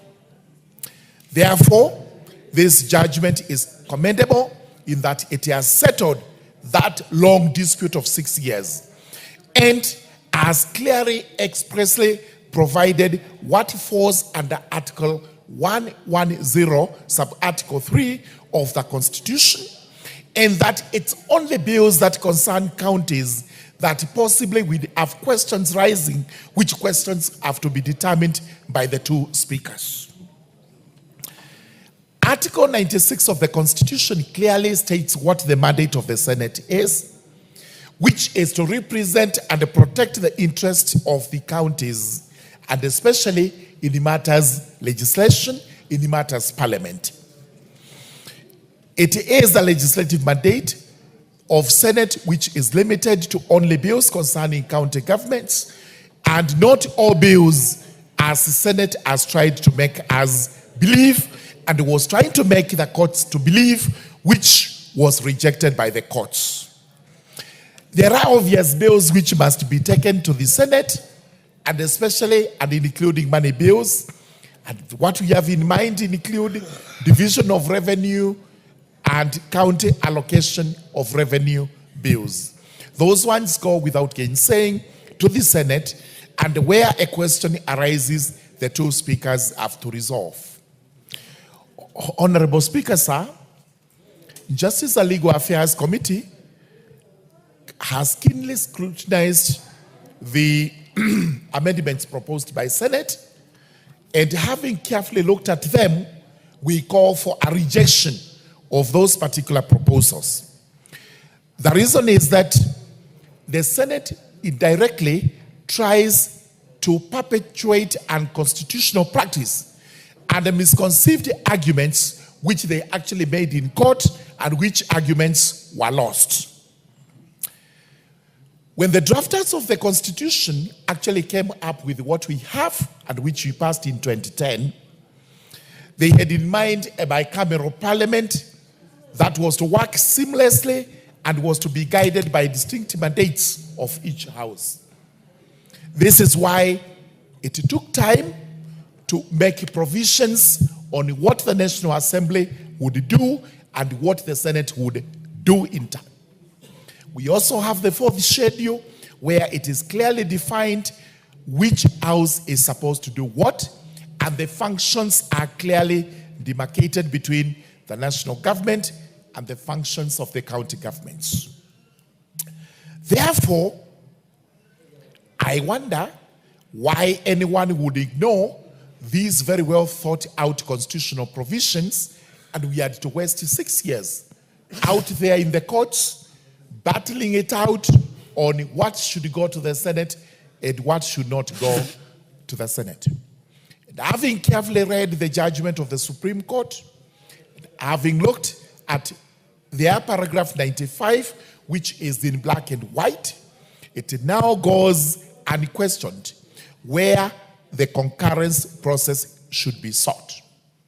And having looked at this, having looked at the proposed amendments, we are left with no option but to urge this House to reject those proposed amendments. We oppose this motion and let everything from the Senate fall by the wayside.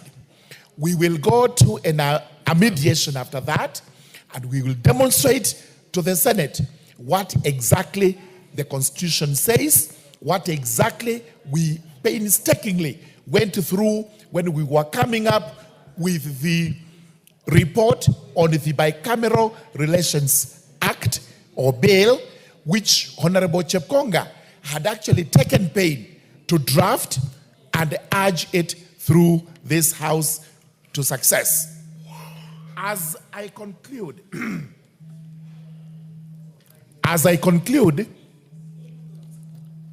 let me take you to what the Senate is proposing. Senate, as regards clause number 6, is actually proposing the following. Delete the entire of clause 6 and substitute therefore the following new clause.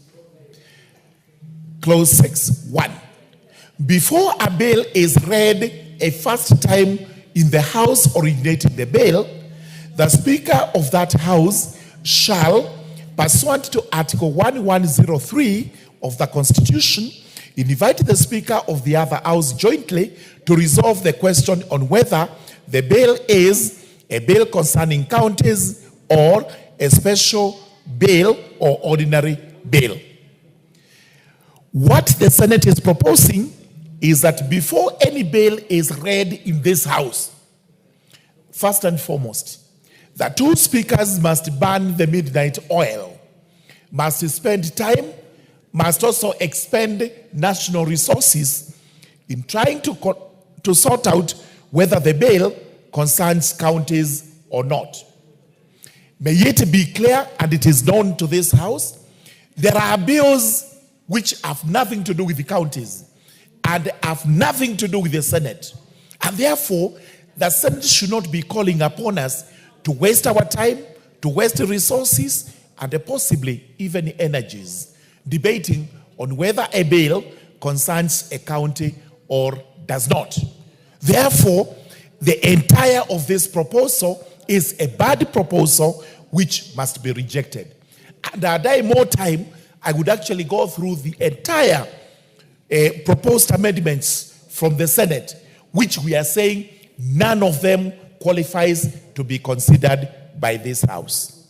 Therefore, with those very many remarks, I beg to second the rejection of the amendments from the Senate and also the rejection of this motion. Thank you very much, Mr. Speaker.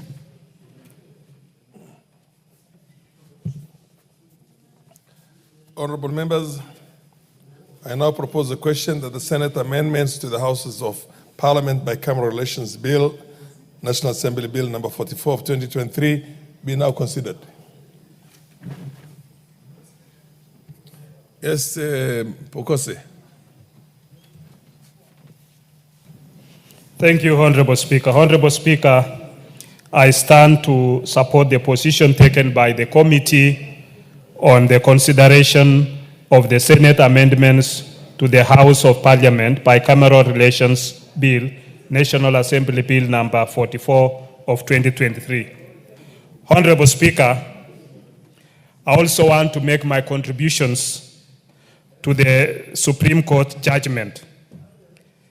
Honorable Speaker, apart from the determination of the issues of application of Article 110(3) of the Constitution and Article 114 of the Constitution on money bills, the Senate also sought the invalidation of 23 Acts of Parliament which had been enacted by this House as stated by the Honorable Chepkonga. The Acts of Parliament, Honorable Speaker, sought to be invalidated on grounds that they were enacted without the participation of the Senate, included several appropriation acts that had already expended money for provision of public services to the people of Kenya. Honorable Speaker, the Senate also sought to invalidate the National Youth Service Act and the Kenya Coast Guard Act and several statute law miscellaneous amendment acts for several years. Honorable Speaker, I give these examples to just illustrate how far the dispute of the legislative mandate of the Senate had gone to an extent of almost throwing this country to a crisis by seeking invalidation of key acts of parliament that touch on critical sectors of the country. Honorable Speaker, I am therefore pleased to note that the Supreme Court judgment has averted a definite crisis by upholding the constitutionality of the 21 Acts of Parliament. Though, Honorable Speaker, this has taken 6 years, and I hope that going by this in future, the court should be able to move fast with speed, because justice delayed is justice denied. The Senate amendments, as supported by the chair of the Justice and Legal Affairs, Honorable Murmukaru, do not align to this guidance of the Supreme Court, considering that those amendments which are being made, where you have to seek the approval, the two speakers have to spend time to determine whether this is a bill concerning counties or not. Already the drafters of the bill will already indicate whether it is concerning counties or not. And therefore, spending time to decide as whether it is concerned the counties or not is a waste of time, and I think that is not the direction that we should be able to take. Honorable Speaker, wasting time and arguing between the Senate and the National Assembly eats into the expectations of many Kenyans, because the country is waiting for Parliament to be able to enact laws that will give service to the people. And therefore, any delay in arguing to determine whether this is a bill that should have originated from the Senate or the National Assembly denies the services to the people. With those few remarks, Honorable Speaker, I support the committee's position and oppose any of the amendments by the Senate. Thank you. The Majority Leader, followed by the Honorable David Ocheng. Thank you, Honorable Speaker. Honorable Speaker, I also rise to support the committee's position on consideration of this business, Honorable Speaker. Honorable Speaker, as the mover, Honorable Chepkonga, has said in his movement of consideration of this bicameral relations bill, many of the amendments, Honorable Speaker, that have been proposed by the Senate have been overtaken by time. Honorable Speaker, it's important to note that the House, in consideration of all the amendments passed by the Senate, also, I believe by the time the committee was considering, the Supreme Court ruling had not come out. But the Supreme Court ruling is now out. And I must take this opportunity, Honorable Speaker, to note with great appreciation the great work done by the judges of the Supreme Court in arbitrating in a matter that should never in the first place have ended up in court, leave alone finding its way all the way to the Supreme Court of the Republic of Kenya. Because, Honorable Speaker, these are issues that between the two houses we should have been able to resolve. But, Honorable Speaker, in the book of Things Fall Apart by Chinua Achebe, somewhere that Okonkwo noted the need or the desire to celebrate all your achievements, irrespective of whether other people are celebrating or not. And he said that the lizard that jumped from the high Iroko tree to the ground had to celebrate and praise himself if no one else did.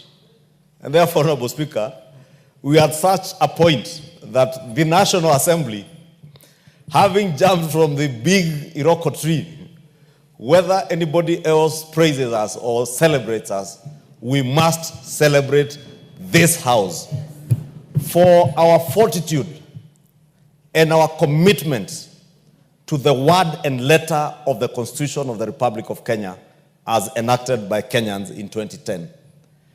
Because we are vindicated by the Supreme Court, Honorable Speaker, that indeed the Constitution of the Republic of Kenya as enacted in 2010 and passed resoundingly by Kenyans gave particular mandates to both houses, appreciating that we are now in a bicameral system of parliament, but also gave specific functions and duties to each of the two houses.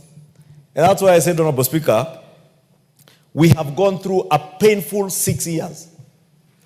And many of us agonized over the years on why we need to be fighting in court between us and the Senate. And Honorable Speaker, you remember there are many, even in the last parliament, because Honorable Speaker, I am lucky that at the time these 23 acts of parliament were passed, I was a member of this house. And through the agonizing 6 years, there are many members of this house also who almost gave up and would often question the leadership and the Speaker of the House on the need to be fighting in court. And some even suggested, why don't we just reenact these laws again and send them to the Senate? But there are many of us, Honorable Speaker, truly believing in the position espoused in our Constitution, that as much as we have a bicameral parliament, there are specific functions and responsibilities of each house. And the Constitution is clear on what manner of bills should go to the Senate and which ones need not go, Honorable Speaker. And that's why I take this opportunity, Honorable Speaker, to celebrate the Supreme Court judges, to celebrate this House for staying true to the provisions of our Constitution, Honorable Speaker. Honorable Speaker, you know, when we refer bills to the other House, we never do it out of benevolence or pity, or because we do it just to please people in the other House, or because we are not able to enact laws. We refer bills that ought to be referred to the other House because these are the dictates of the Constitution. And the bills that we do not refer to the other House, we do not refer to the other House because that is what the Constitution dictates. That, for instance, on matters that touch on money bill, and I must mention this, Honorable Speaker, because I know we are in the mediation process of another bill, the National Lottery Bill. Again, I saw the other House, the Senate, attempt to bring in amendments that touch on taxation, Honorable Speaker. Matters that clearly are not under the purview of the Senate, as provided for in our Constitution. Therefore, let me take this opportunity to remind the Chair of the Finance Committee and the Chair of the Sports Committee, who are leading the mediation committee between us and the Senate, that nothing that touches on taxation, on administration of tax, should be considered in those amendments that came from the Senate. Because it was a disingenuous way of the Senate trying to participate in tax matters by introducing amendments to a National Assembly bill and introducing amendments that touch on tax administration and tax matters, Honorable Speaker. So that we get into mediation and now we start haggling over those. Therefore, Honorable Speaker, now that the Supreme Court has set the record straight, and as painful as it has been, Honorable Speaker, because I told you many despaired along the way over these 6 years, but we have learned our painful lesson, Honorable Speaker, of how not to resolve bicameral disputes. Because for 6 years, immense public resources have been spent paying lawyers. Immense time has been spent of our officers in the National Assembly and those in the Senate at a time when our internal lawyers and public officers who work in Parliament would have been doing other meaningful things. They spent time, Honorable Speaker, fighting over this dispute in court. And it was a matter that would have simply resolved without ever having to go to court, Honorable Speaker. But, Honorable Speaker, let me conclude by saying that this Supreme Court ruling is a win-win situation, Honorable Speaker. It is a win for Parliament as a whole. Both houses have now been reminded of our constitutional responsibilities and the limits of our mandates, our respective mandates, Honorable Speaker. It is now clear where our mandate begins and where it ends, and where that of the Senate begins and where it ends. It is now time for both houses to discharge our responsibilities and observe our constitutional limits diligently without need to haggle, without need to throw words at each other.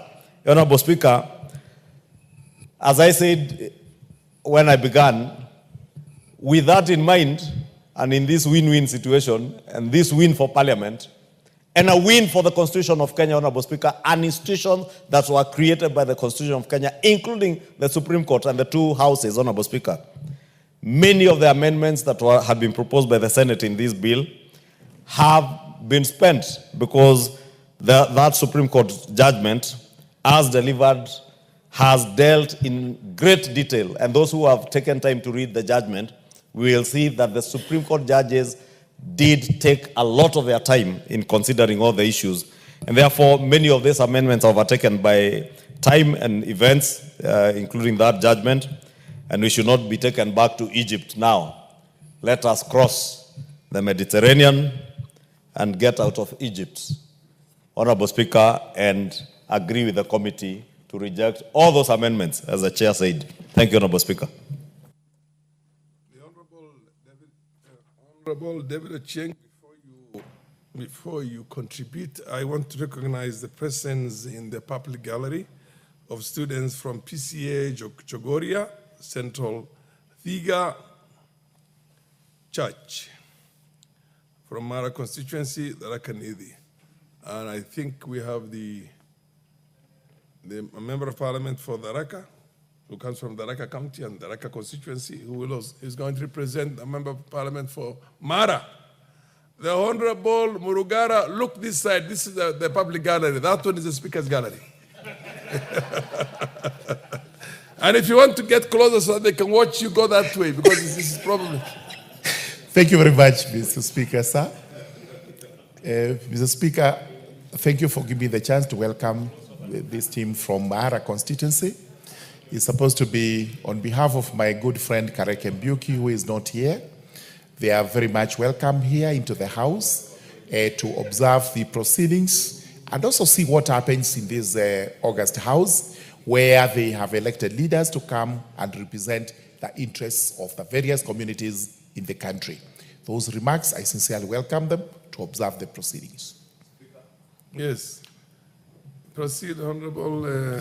Thank you, Honorable Speaker. Let me also take this opportunity to welcome that group from Chogoria constituency in Tharaka Nithi County. Honorable Speaker, this, I hear the Honorable member for Buri saying it is PCA. I wanted to say these are very good people from Chogoria. As he says, it is a home of the second home of the Scottish missionaries who established the Presbyterian Church of East Africa when they first arrived in Kibwezi, before they moved on to the cooler areas of Kikuyu. The only other place they found that was as cool and as good as Kikuyu was Chogoria. And therefore, I want to take this opportunity to welcome these visitors to the House. And the people of Tharaka Nithi, or otherwise known as a Stronghold, are very good people. I was in Chogoria last week accompanying the president on the tour of the mountain. And the people of Tharaka Nithi and Chogoria can tell you that indeed the mountain is intact. Those people who claimed to have written a will on behalf of the people of Mount Kenya, even the visitors here today will tell you that they have the capacity to make decisions on who to vote for, including their member of parliament and other leaders, without having to look at wills written by individuals. And indeed, when we went to Chogoria, the people of Chogoria told us last week that if anybody wants to do a will, you do a will for your wife, your two boys, and any other any others that you may have out there, but not for the people of Kenya, the people of Chogoria, or the people of Mount Kenya. Thank you, Honorable Speaker. The Honorable David Ochieng, the minority leader. Can I give a minority leader just before you, because you had caught the Speaker's eye, but I'm sure you respect your own minority leader here. Floor for him. Thank you. Speaker. Minority leader, proceed. Thank you, Mr. Speaker, and I want to thank Honorable Ochieng for ceding the time for me, Mr. Speaker. Mr. Speaker, Honorable Ochieng is a potential presidential candidate from my area. Mr. Speaker, yeah, we are looking at a team with good eyes. But I'm telling him he has to wait for some time. Not long now, but he's almost there. Having said that, Mr. Speaker, I stand to oppose this motion, Mr. Speaker, because why do I say so, Mr. Speaker? Mr. Speaker, these issues that we are canvassing this afternoon here, Speaker, are issues that have been long-standing. Mr. Speaker, from the year 2013, when we started having this bicameral parliament, Mr. Speaker, we have been having these issues. Mr. Speaker, I remember in that parliament, I was there, we were grappling with the idea whether to seek opinion from the Attorney General, to seek opinion from scholars on what is the mandate of the two different houses, Mr. Speaker. But now I'm very happy because the Supreme Court of Kenya has pronounced itself on this matter. Mr. Speaker, these matters have been very clear from the word go. Anybody who could read the Constitution could understand very well Article 94, 95, and 96 of the Constitution. And that's why, under the initiative of Honorable Chepkonga, we decided to initiate a bill as a House that can at least demarcate the functions of the two houses, Mr. Speaker. But apparently, the Senate, in their own wisdom of lack of it, decided to return the bill with outrageous amendments that just negate the whole purpose of the bill, Mr. Speaker. Mr. Speaker, I remember vividly one time when the senators moved to court dancing on the road, Mr. Speaker, and we were sitting here watching them on TV. They were literally dancing.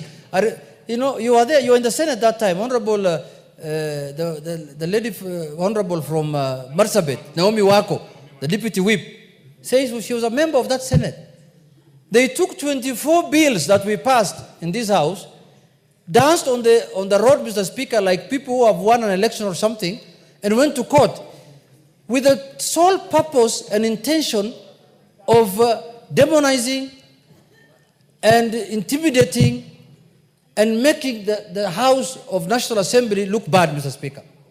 When we knew very well, when we had clarity of mind that the Senate had no role in those bills, Mr. Speaker. Yes. And in the end, we got vindicated.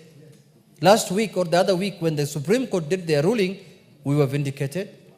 Public resources were wasted that were used in the litigation process. So, Mr. Speaker, it is now very clear, like day and night, what are the functions of each houses. And this debate of what is the function of the Senate and what is the functions of the National Assembly, Mr. Speaker, must end today afternoon, Mr. Speaker.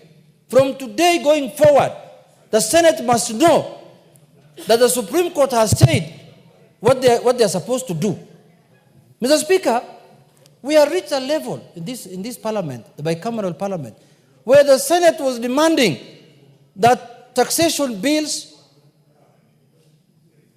budgetary bills, money bills, and all kinds of bills must be taken to the Senate before they become an act of parliament. The court has now categorically ruled with clarity that the Senate of the Republic of Kenya has no role in money bills completely, Mr. Speaker. They can only deal with monies that the county governments are sharing among themselves through the revenue allocation bill, the county revenue allocation bill, Mr. Speaker. Mr. Speaker, anybody who understood or who read the Constitution properly knew very well that the Senate had no role at all in many bills. But they decided on their own volition to take the matter to court. First, they took it to the High Court, they lost it. They went to the Court of Appeal, they lost. They went to the Supreme Court now, and it finished the matter with finality. So, Mr. Speaker, counties are supposed to deal with matters concerning, Senate is supposed to deal with matters concerning counties. And the National Assembly is supposed to deal with issues that concern the national people, the constituencies, Mr. Speaker. So, Mr. Speaker, when the Constitution is very clear, and you have been told you are supposed to deal with matters concerning counties, why do you want to infringe on other people's work? If you feel the Senate has no much work to do, next election contest for a constituency. Come to the National Assembly and do that kind of work. Mr. Speaker, the oversighting of national organs, Mr. Speaker, is the mandate of the National Assembly. When I see Senate calling Kenya Pipeline, Senate calling national irrigation, what is this thing called? Kenya Power. I just see, if today I was the minister of, or the CEO of that organization, I will not go up here before the Senate. You can send me as many summons as you want, because we have to adhere to the Constitution. The Constitution has demarcated the boundaries. Counties, Senate is supposed to deal matters concerning counties. And now we have a Supreme Court ruling. I don't know what they're going to do. Whether the Senate has the powers to annul the judgment of the Supreme Court, we will wait to see. Because it looks like the Senate now has powers to do anything. They can even annul a judgment, Mr. Speaker. Mr. Speaker, I know how our colleagues are feeling.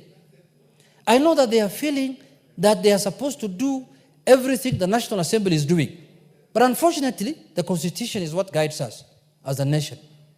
If the Constitution does not allow you to do that, and why are they shying away from dealing with issues of counties, Mr. Speaker? Because we have 47 counties, and the main benefit the Kenyans got from the new Constitution, Mr. Speaker, is devolution. If I was a senator today, I will be preoccupied a lot with how to fortify and make revolution work, Mr. Speaker. Because that is where the rubber meets the road. That is where Kenyans are supposed to be served, Mr. Speaker. But now it looks like it is more lucrative to deal with the national issues. You could see last year what was happening. Every small national issue that comes up that needs to be dealt with by the National Assembly was taken up by the Senate. Every national issue. And now making the National Assembly look like they don't know what they are doing. We have been waiting for the Supreme Court ruling. That's why we were quiet. Yeah, we were saying, let the Supreme Court rule. When the Supreme Court does their ruling, then we will know where our beacons are, how far we can go. Mr. Speaker, we must have clarity in this country, Mr. Speaker, because we cannot, very soon, even county assemblies will demand the work of the National Assembly or the work of the Senate. So, if the senators want to do what they are supposed to do, then they should confine themselves to the work they have been given. Mr. Speaker, look at what they have done to this. Chepkonga and company, Mr. Speaker, went ahead to bring a bicameral bill, Mr. Speaker, so that it can help smooth running of the business of Parliament. What have I done? Because they thought they are going to get favorable judgment of the Supreme Court, they amended the whole thing in a manner that it becomes useless, Mr. Speaker. Mr. Speaker, I'm very happy today. And I am very happy because in my lifetime, before I leave this house, Mr. Speaker, we now know what is the function of the National Assembly and what is the function of the Senate, Mr. Speaker. Mr. Speaker, this is what the Supreme Court said. I want to read it verbatim. The exclusion of the Senate from participating in the enactment of money bills is not an anomaly, but deliberate as it aligns with established legislative practices in other asymmetrical bicameral systems. That's the Supreme Court talking, it's not me. Recognizing the critical role of financial legislation in ensuring the smooth functioning of the state and the effective delivery of public services, many constitutions prescribe a specific legislative procedure for money bills. These provisions are designed to avoid conflicts between the chambers of the bicameral parliament and to prevent prolonged deadlocks over financial matters that could hinder governance and economic stability, Mr. Speaker. Because what the Senate was trying to do was to hinder economic stability in this country. When you usurp powers, because according to me, the last 10 years, what was happening, what the Senate was trying to do was what I described as power grab. They wanted to grab the powers of the National Assembly. The functions, the powers of the past is with the National Assembly. If I was even to go further, I would have recommended even the division of revenue bill doesn't need to go to the Senate. It's a money bill, by all intent and purposes, Mr. Speaker. And now the National Assembly has been given by the Senate powers that it can originate all bills, money bills, bills concerning counties. But our brothers in the Senate cannot originate money bills anymore from today. They can only originate bills that concern counties. But us, we can originate both bills that concern counties and money bills, Mr. Speaker. Bills on taxation, bills on appropriation, bills on budgetary. All that now belongs to the National Assembly. And we are going to do our duty professionally, diligently, for the good of the country. Mr. Speaker, it went to the extent where they almost described us as a lower house, when the Constitution has prescribed completely the functions that we have, and it makes this house to be the upper house. Because when you don't have the power of the past, how can you call yourself the upper house? In my view, even to reduce expenditure, to reduce the wage bill of the country, the Senate should be able to meet quarterly. The Senate sitting should be once for 3 months to look at county issues, and 4 sittings in a year is enough for the Senate, Mr. Speaker. In my view, if my view was considered. But because you can end up sitting every week 3 times, and there is no business to conduct. Now it forces you to infringe on other people's business, on other people's functions, constitutional functions.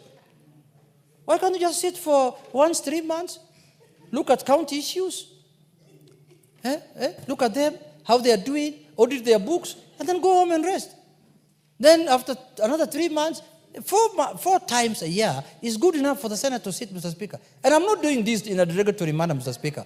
I really mean it, because that is how we are going to reduce even the wage bill of this country. Mr. Speaker. So in my view, Mr. Speaker, in conclusion, I want to say this.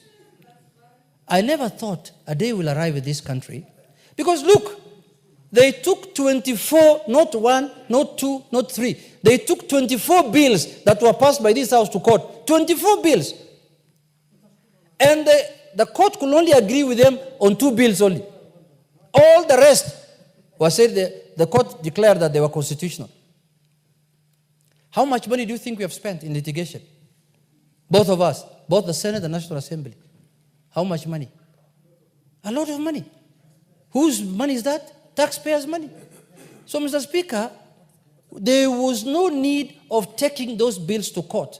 There should have been an amicable way to solve that problem.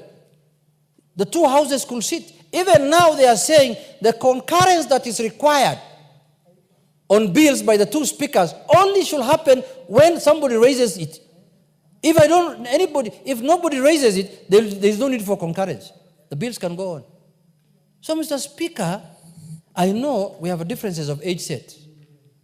The people in the Senate might be much older than us in terms of age. But that is not an African customary sitting or organization, Mr. Speaker. This is a constitutional organ that deals and does its functions in accordance with the Constitution. So if you are old, don't bring here issues of African that you have to respect the aged.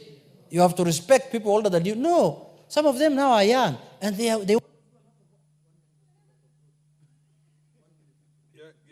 him an additional 2 minutes. Mr. Speaker, I know some of our colleagues in the Senate now are young and vibrant. I beseech them and I advise them, in the coming election, please go to a constituency. That is where work is. Hii nyumba ya wasee, wachia wasee. Order, Honorable Minority Leader. You cannot mix the 2 languages in one contribution. Mr. Speaker, you can either go straight Swahili or go English. You started with English, finish with English. Mr. Speaker, I'm using the nyumba of wasee in quotes, Mr. Speaker. In quotes, Mr. Speaker, because I don't know how to describe nyumba ya wasee in English. They are called what? The House of Old Men. Or the House of Lords, Mr. Speaker. Or House of Lords. Mr. Speaker, the House of Lords. I know there is not much work there. The young people who are my age mates, our contemporaries, in the next election, either try to be a governor or a member of the National Assembly, so that you don't feel bad, or you don't feel misused, or you don't feel that your energy is not being utilized at your prime age, Mr. Speaker. Come to the National Assembly, where you will deal with budgetary, taxation, appropriation, and all kinds of matters that concern constituencies and the people of Kenya. And issues of national concern, not issues that concern counties only. And you know issues that can concern counties: burial permits, how to bury, the pets when they die, sewage issues, water issues. Those are the issues that are of concern, Mr. Speaker, to the counties, and let us stick to our lines, Mr. Speaker. With those few remarks, Mr. Speaker, I oppose this motion. Thank you very much. Honorable David Ochieng. I think this is the longest I've had to wait to speak.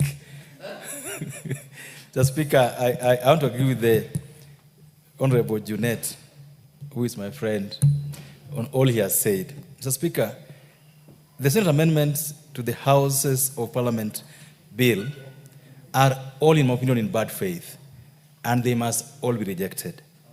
Mr. Speaker, I've said here, and I want to repeat, that in 236 years, the Senate in the US has never sued the House of Representatives, and vice versa. 236 years. And wherever even a citizen has gone to court to get these two to fight, the courts have said no, not our province, not our jurisdiction. So, Mr. Speaker, I believe that the first sin in this case was by the High Court in 2013 to get into this arena of adjudicating what will come here and what will go to the Senate. It was wrong. And I'm happy that the Supreme Court now has set the record straight. Good practice, neatness, cordiality requires that the two houses should never have to sue each other. They should never have to take each other to court. Because these are adults. This is the highest body of lawmaking in the country. Not just highest body. It's in my opinion, the most powerful arm of government. Because they can impeach a president. We just impeached a deputy. They cannot be showing bad manners or going to court against each other, Mr. Speaker.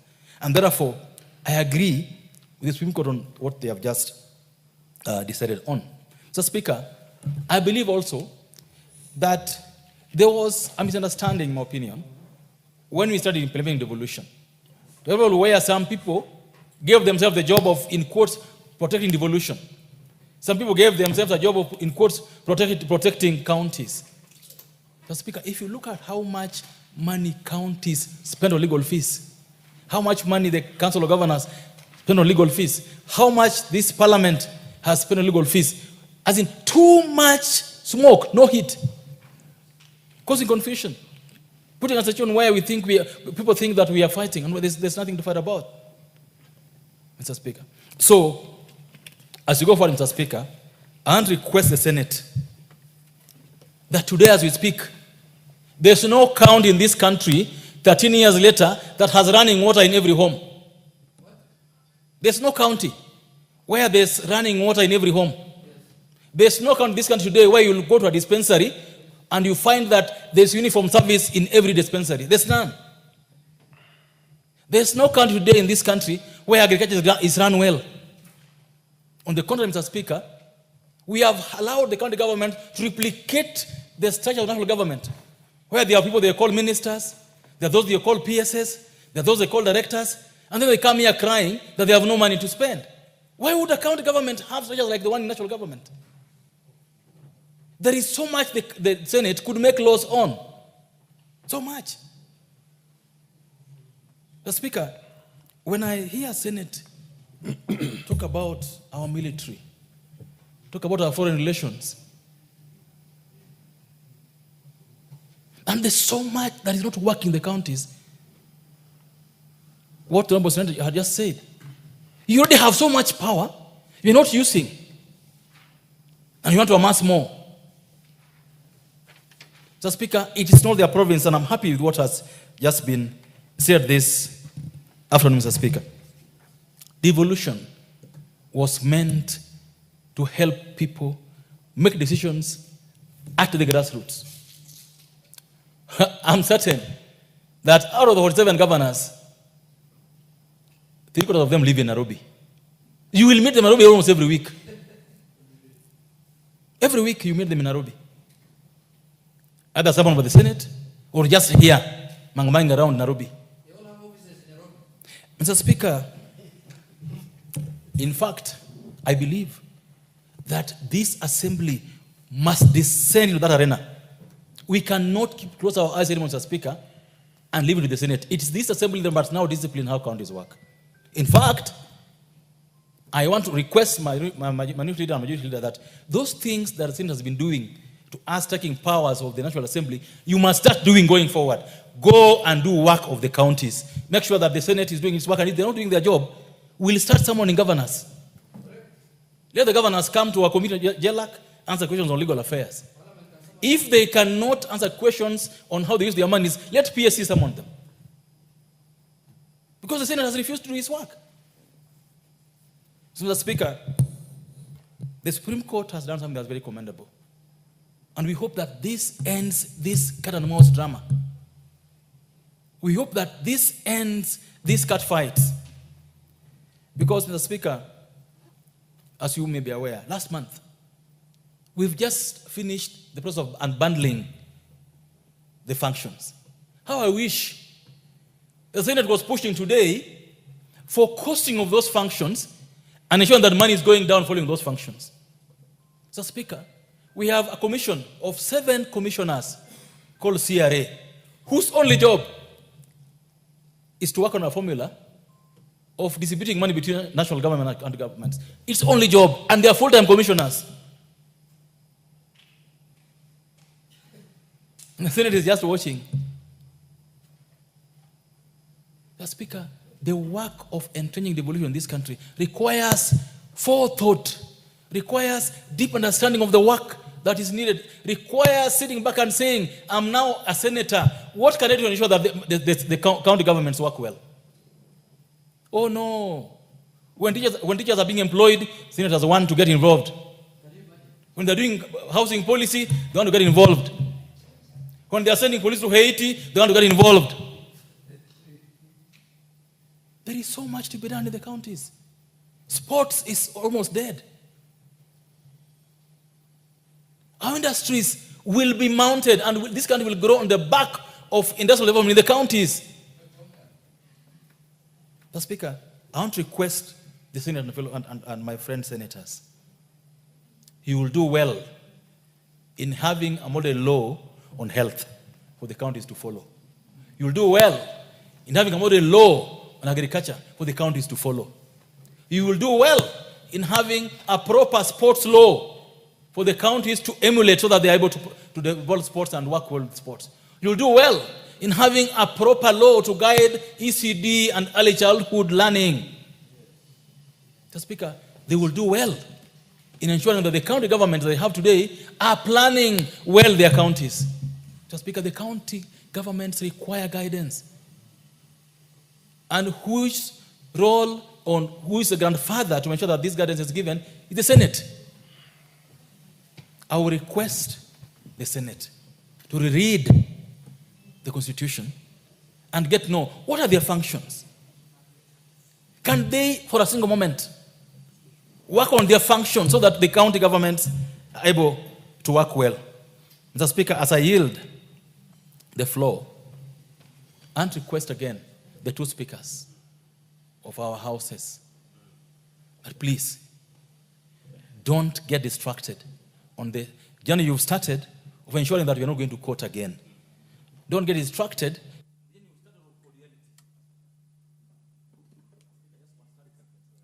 Half a minute. On cordiality. And finally, Mr. Speaker, I want to request also the management of Parliament that please, let's not spend any more cent, any more time in supporting any court cases between and among these houses of Parliament. I yield. Thank you. MP for Kajiado Central.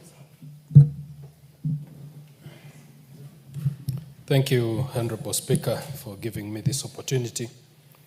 And Honorable Speaker, before I delve on the matter of the Supreme Court, Honorable Speaker, allow me to pass my condolences to the passing of... Are you on a point of order, the Honorable Atandi? Ordinarily, I'm used to you sitting on this side of the aisle, but now I can see you. Proceed, Honorable Atandi. And Honorable Speaker, what's your point of order? Honorable Speaker, I stand on a rise on standing order number 95. Yes. To say that I've read the mood of the House and seen that members are in agreement that we reject all the amendments from the Senate. Yes. Therefore, Honorable Speaker, I would like to suggest that we call the mover to reply. Yes. Thank you. Honorable Speaker. Order, honorable members, order. Order. The honorable member of parliament. Is it Mugirango West? Yes, it is Mugirango West. Okay, fair enough. The honorable Atandi, the chair has a responsibility to protect the minority in the House. I know the standing order. I also know another standing order that says allow people to say what they want to. Honorable, proceed, Honorable Memusi. I'll give one or two more people and the members of parliament and then. Thank you very much, Honorable Speaker. As I was saying, allow me first of all to give my condolences to the family of the late Honorable Teiyaa, who was the immediate outgoing women rep for Kajiado County. Honorable Speaker. Honorable, listen to Honorable Memusi. He is giving condolences on an old colleague who has since passed on. Thank you. You should be quiet and listen. Thank you, Proceed. Honorable Speaker. And colleagues should really have some respect for their own. Honorable Speaker, allow me to give condolences to the family of the late Honorable Teiyaa, who was the immediate outgoing women rep for Kajiado County. Honorable Speaker, I know a lot has been said about Honorable Teiyaa. We served with her in the 11th Parliament and the 12th Parliament, and she was an exceptional lady who scaled up despite all odds, despite being able differently. She became a leader and an outstanding one.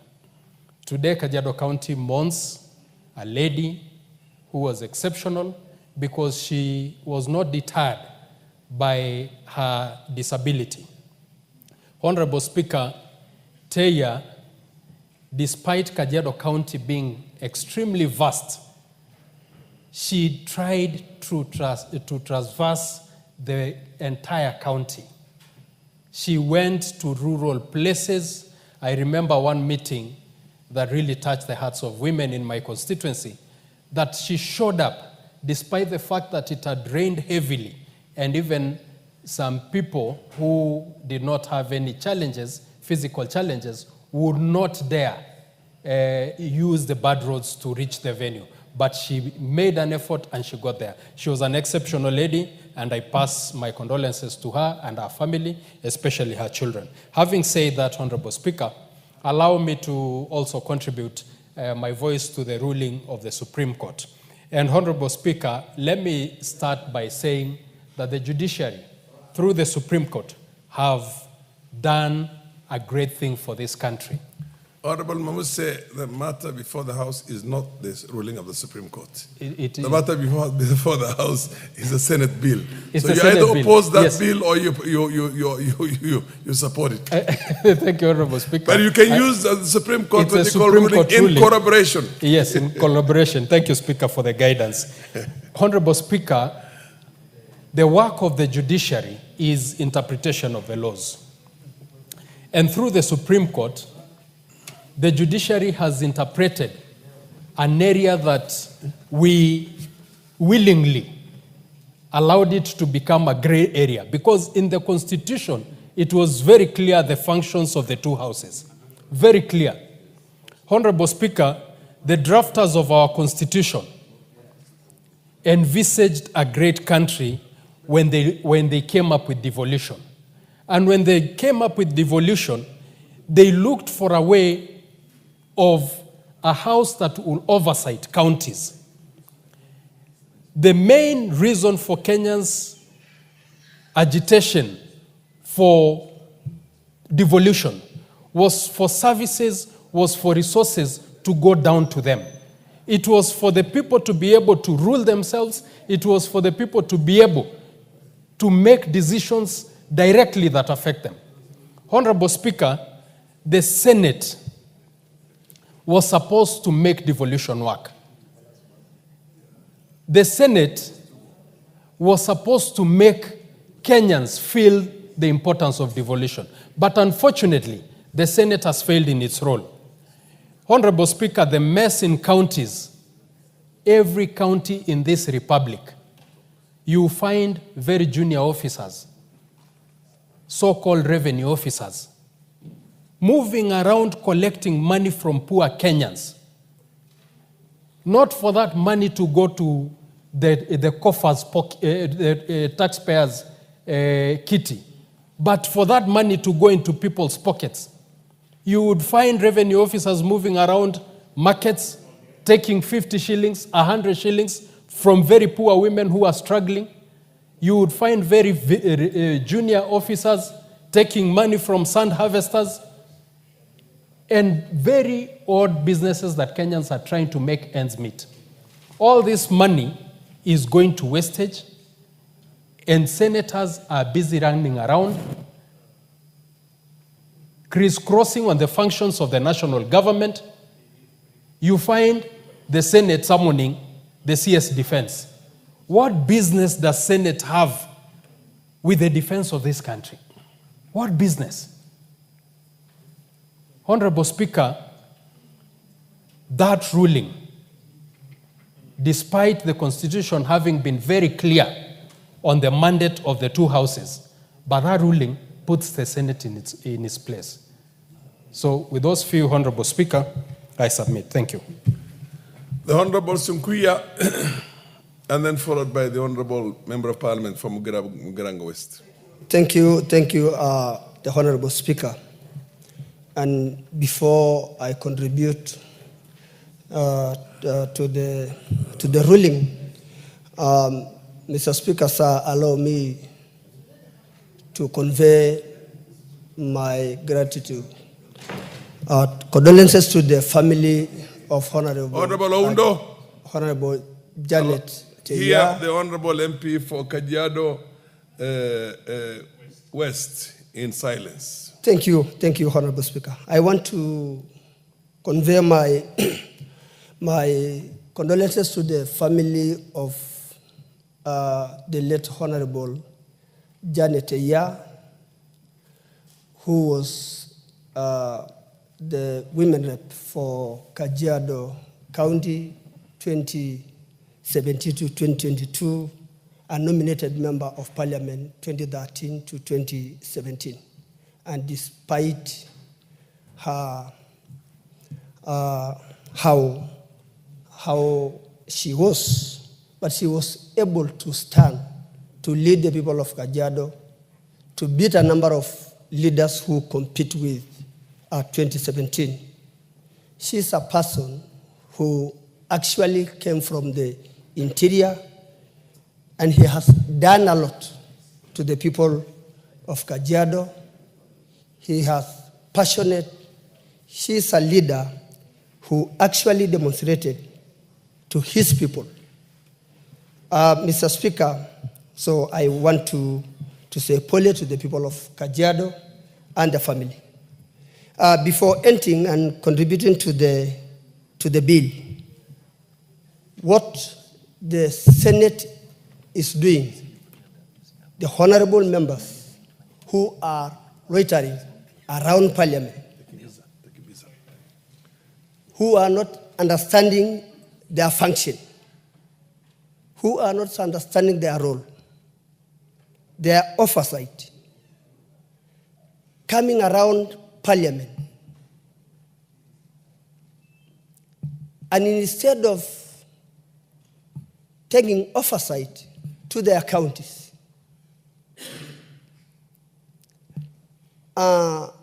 going to their counties and taking a lot of money, collaborating with the governors, without even offering even a project.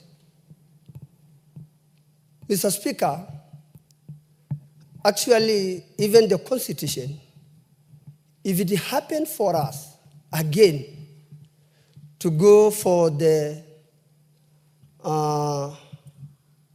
to call for, actually, we need to change this Constitution later and do away with the Senate. And do away with the Senate. So I submit. And we are tired of these men, really tired. And the country is also tired of. Thank you, Honorable Speaker. the Honorable Mogaka, followed by the Honorable Waluke.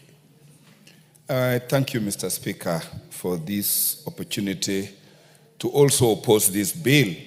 And before I do so, may I join my fellow residents of Kajiado in mourning Honorable Janet.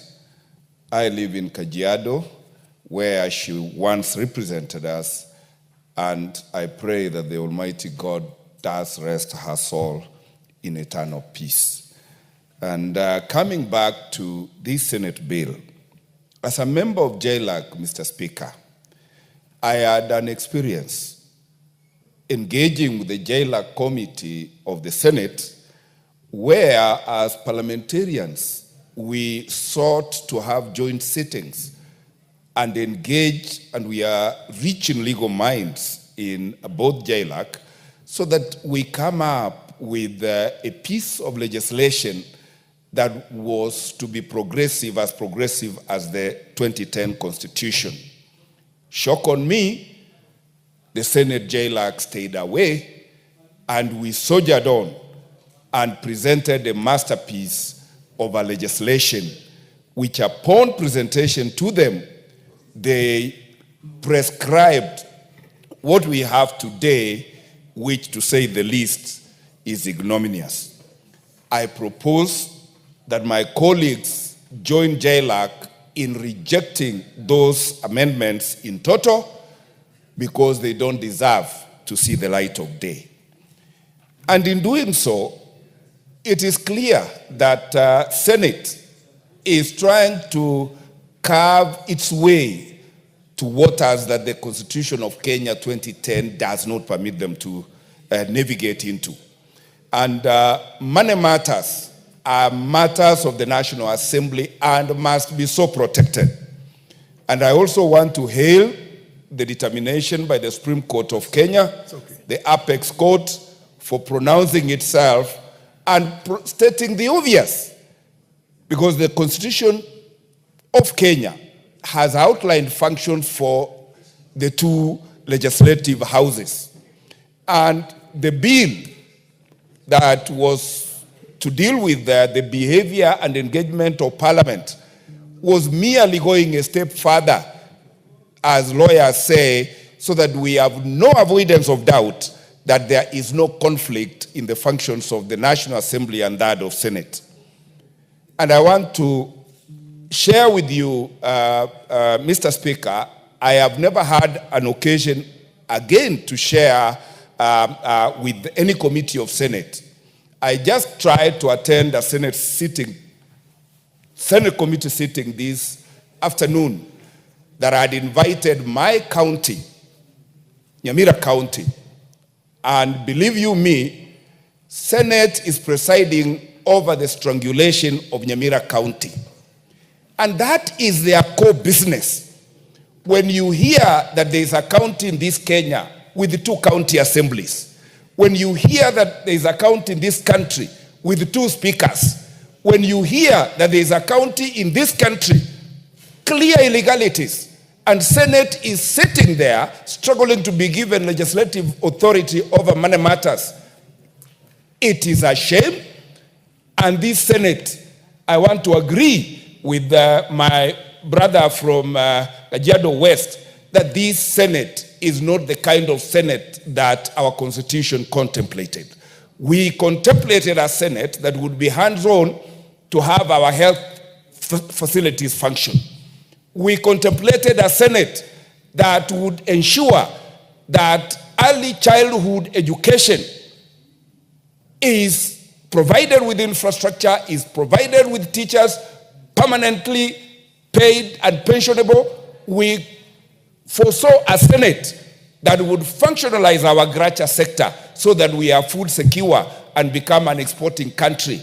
We contemplated a Senate that would stick to its lane, that would remunerate people who work for them. But we have a Senate where it is pilferage from January to January. It is pilferage every other day. Mr. Speaker, I am so disturbed that the Senate had the audacity to recommend that this motion be brought before us, that this bill be brought before us. Let us put it where it belongs. Let us assert our legislative authority. Let us keep the Senate to their turf. And with that, Mr. Speaker, I yield after vehemently opposing and calling out the management and dysfunctioning in Nyamira County to quickly come to an end, because I host the county. They are in my constituency. The theft is going on in my constituency. Let there be rule of law. I cannot stay in a constituency that has no lights when the county is collecting revenue but not paying bills to Kenya Power and Lighting. This shame must be brought to an end. And Governor Nyamira and other governors, please wake up. Senator Nyamira County and other senators, please functionalize our counties.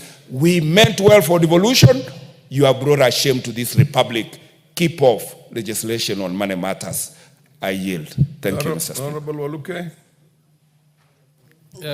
Thank you very much, Honorable Speaker, for giving me a chance also to contribute on this. What's your point of order, Honorable Atandi? Honorable Speaker, I come back to you again, understanding order number 95, to plead that this matter has been extensively discussed, and we are in agreement that this amendment should be rejected. Therefore, Honorable Speaker, I would like to request that the mover be asked to reply. Fair enough. Under the circumstances, since there's a lot of persistence, and the chair is supposed to look at both sides, and now put the question that the mover be called upon to reply. How many have, as many of the people say aye? Aye. As many of the contrary say nay? No. I'll put the question again. Order, honorable members, and I'll put the question that the mover be called upon to reply. As many of the people say aye? Aye. As many of the contrary say nay? No. The ayes have it. Honorable, the mover, please proceed and reply.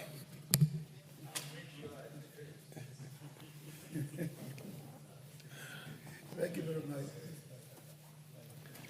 Thank you very much, Honorable Speaker. Honorable Speaker, sometimes our proceedings at times can be very interesting, like it is today. I wish to sincerely thank all the members, as the Honorable Atandi has just said, the chairman of our budget committee, that we have flogged the horse too much, and that we are all in agreement that indeed the amendments proposed by the Senate ought to be rejected.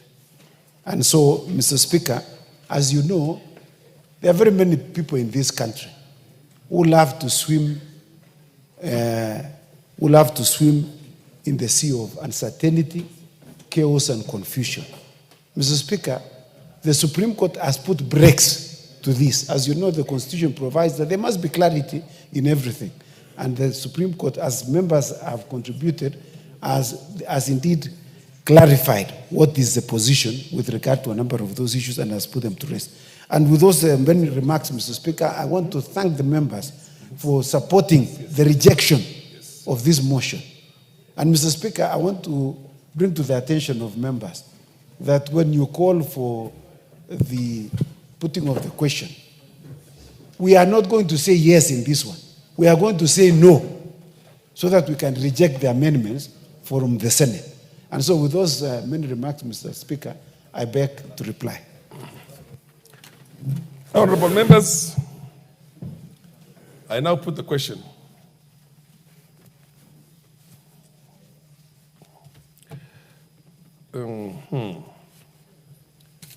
Yes, honorable members. Yes, honorable members, I now put the question that the Senate amendments to the Houses of Parliament Bicameral Relations Bill, National Assembly Bill number 44 of 2023 be now considered. As many of the opinion say aye. As many of the contrary opinion say nay. Nay. The nays have it. Next order. Honorable members, I have a small communication to make in view of the fact that this order number 12 has been rejected. Ipso facto, order number 13, Roman 2, is also not there. Is voided completely. Now, next order. Order number 13, Committee of the Whole House.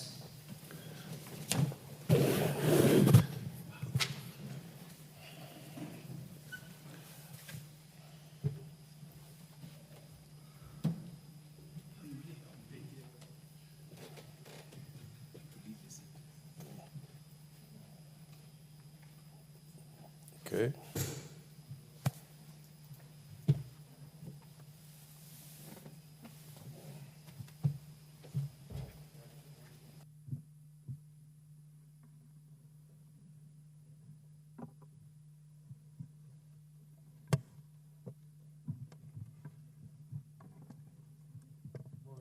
As we may resume our seats, and this is the Committee of the Whole House on the Division of Revenue Bill, National Assembly Bill number 10 of 2025. Remember, this is a short bill of a couple of clauses. I would just beg for your attention. As you would know from the order paper, there's no amendment to this bill. And recognize the fact that this is the Honorable Chairperson's first Division of Revenue Bill. We'll give him all the support and indulgence is required to make this run smoothly.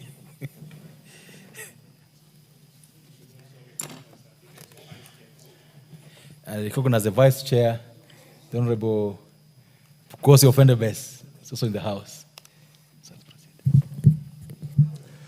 Clause 3, 4, and 5.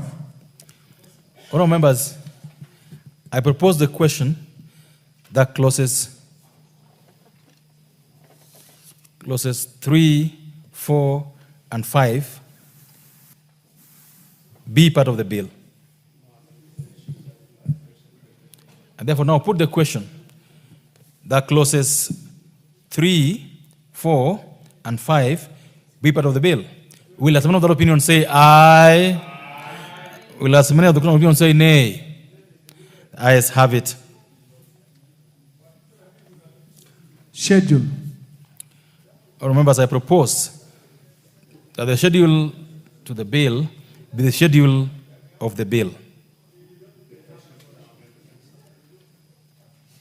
I put the question that the schedule be the schedule of the bill. Will as many of the opinion say aye? Will as many of the opinion say nay? The ayes have it. Clause 2. Members, I propose the question that clause 2 be part of the bill. There being no amendment, I put the question that clause 2 be part of the bill. Will as many of the opinion say aye? Will as many of the opinion say nay? Ayes have it. Title. Members, I propose the question that the title be the title of the bill. I put the question that the title be the title of the bill. Will as many of the opinion say aye? And as many of the opinion say nay? The ayes have it. Clause 1. Honourable members, I propose the question that clause 1 be part of the bill. There being no amendment, I put the question that clause 1 be part of the bill. Will as many of the opinion say aye? And as many of the opinion say nay? The ayes have it.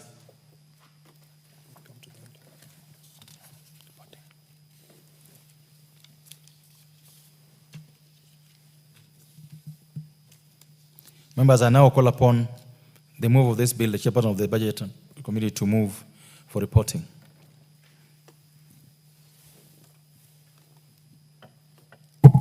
Honourable Chairperson, I beg to move that the committee do report to the House its consideration of the Division of Revenue Bill, National Assembly Bill number 10 of 2025, and its approval thereof without amendments. Honourable members, I put the question, therefore, that the committee do report to the House its consideration of the Division of Revenue Bill, National Assembly Bill number 10 of 2025, and its approval thereof without amendments. As many other opinions say aye. As many the opposition say nay, the ayes have it.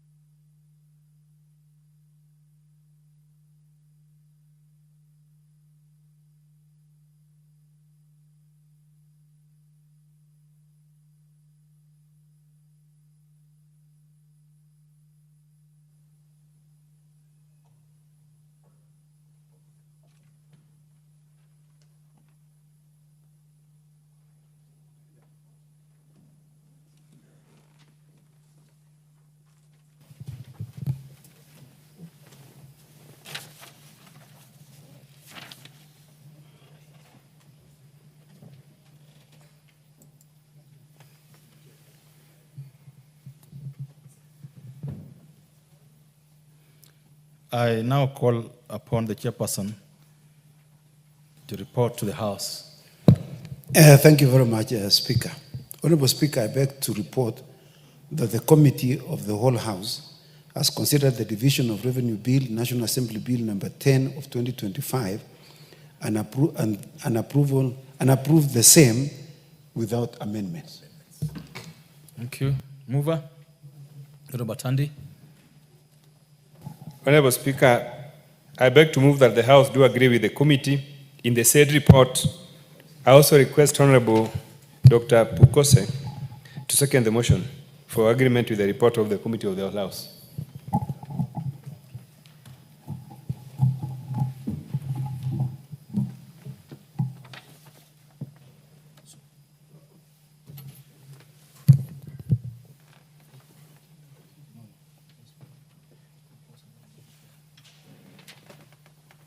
Honorable Pukose. Honorable Speaker, I second.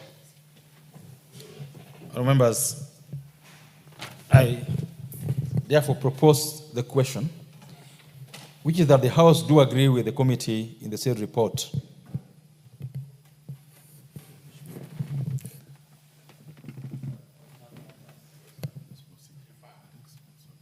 Members, for obvious reasons, we will defer the putting of the question to the next time the House sits. Next order.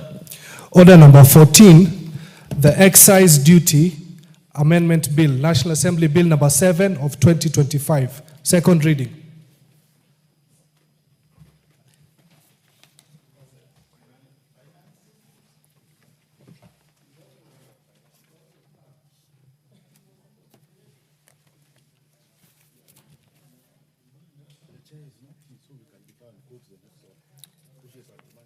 Members, we defer this to the next time the bill is the order paper.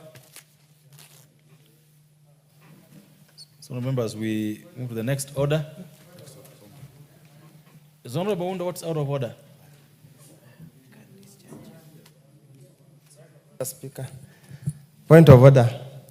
Speaker, this is a National Assembly that makes laws for the people of Kenya and for the prosperity of this country.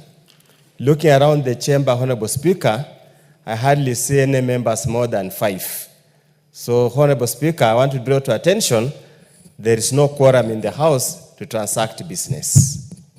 Speaker, I want to draw your attention that there is no quorum in the House to transact business. Consider this National Assembly that transacts and makes laws for the interest of the benefit of the people of Kenya. Thank you, Honorable Speaker. Honourable members have listened to the Honourable Member for Funyula, and therefore order that the bell be rung, the quorum bell be rung for 10 minutes.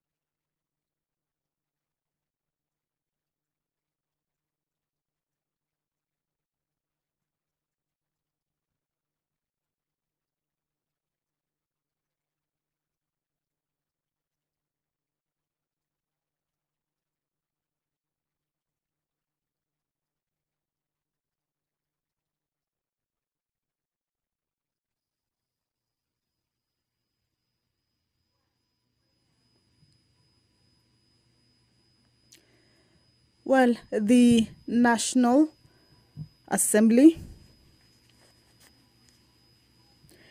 proceedings are on.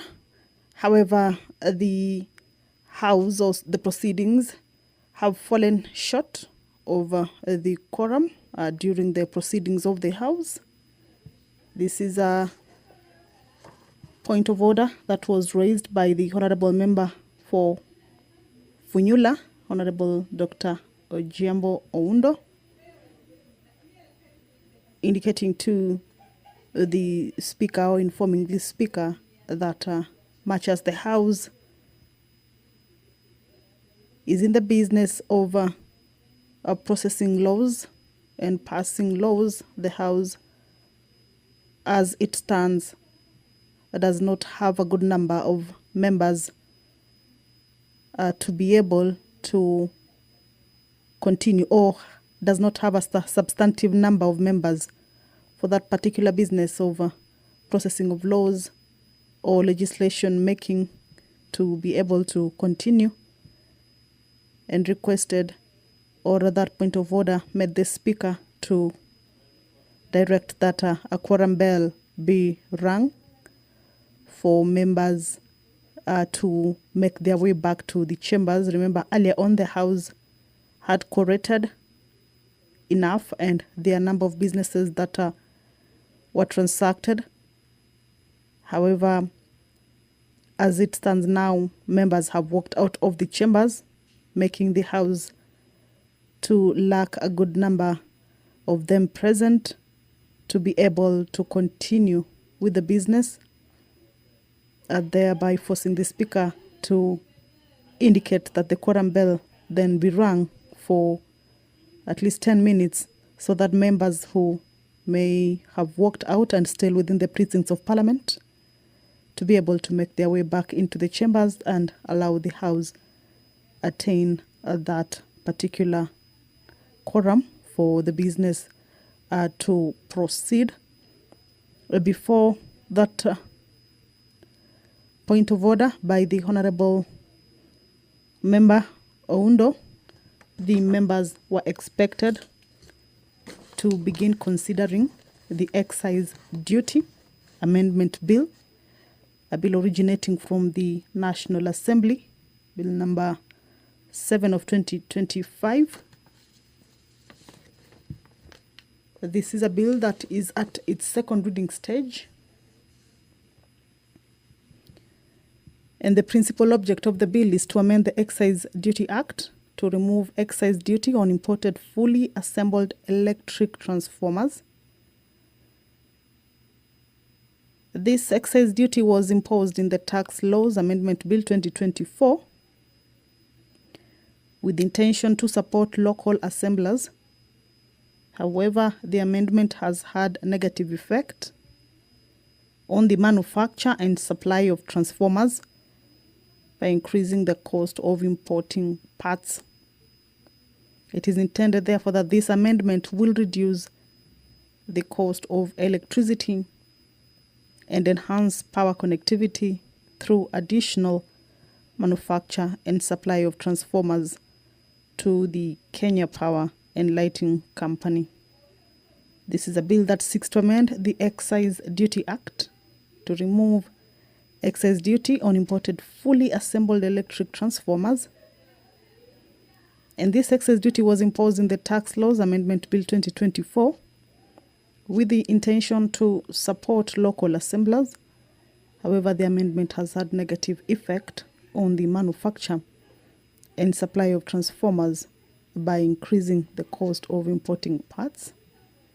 And it is intended that this particular amendment will therefore reduce the cost of electricity and enhance power connectivity through additional manufacture and supply of transformers to the Kenya Power and Lighting Company. This is a bill that is at its second reading stage.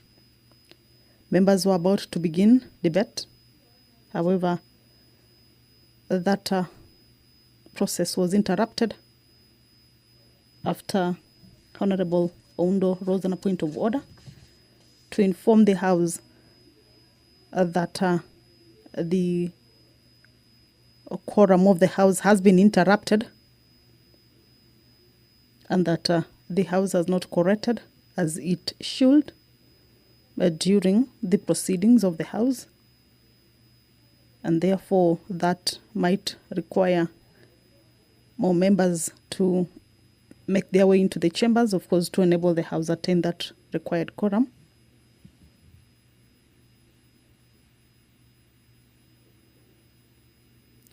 So that bell is, of course, to alert the members that their presence is highly required at this point in time.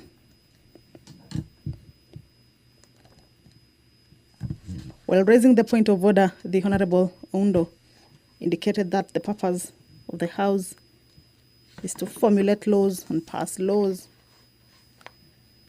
And if the House does not have a substantive number for that to be, or for it to be regarded as having corrected, then that will not be in the interest of ensuring that the laws that are passed have been passed by a good number. And this is the quorum during the proceedings of the House is pursuant to provisions of Standing Order 35, that if at any time after the chair is taken, a member objects that there is not quorum present, the Speaker shall count the members in the House.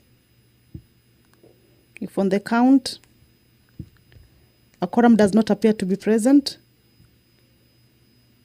the Speaker shall call for the division bell to be rung, or rather the quorum bell to be rung. In this regards, the quorum is the one that is lacking. And if the quorum is not present at the expiration of 10 minutes,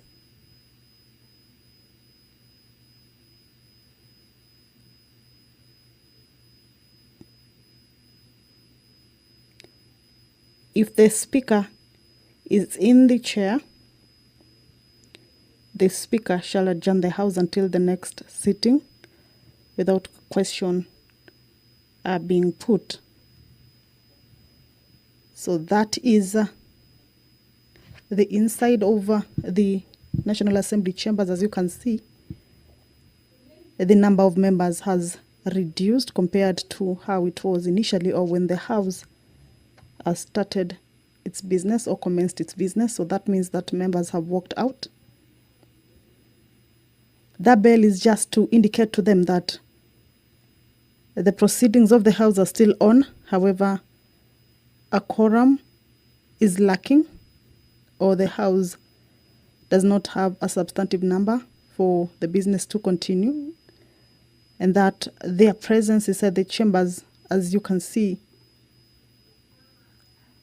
All right, allow me to hand you over to the proceedings and listen to the speaker. All members, the time now being 5 minutes to 6 o'clock, this House stands adjourned until Wednesday the 9th of April 2025 at 2:30 p.m. At 9:30 a.m., the 9th of April 2025.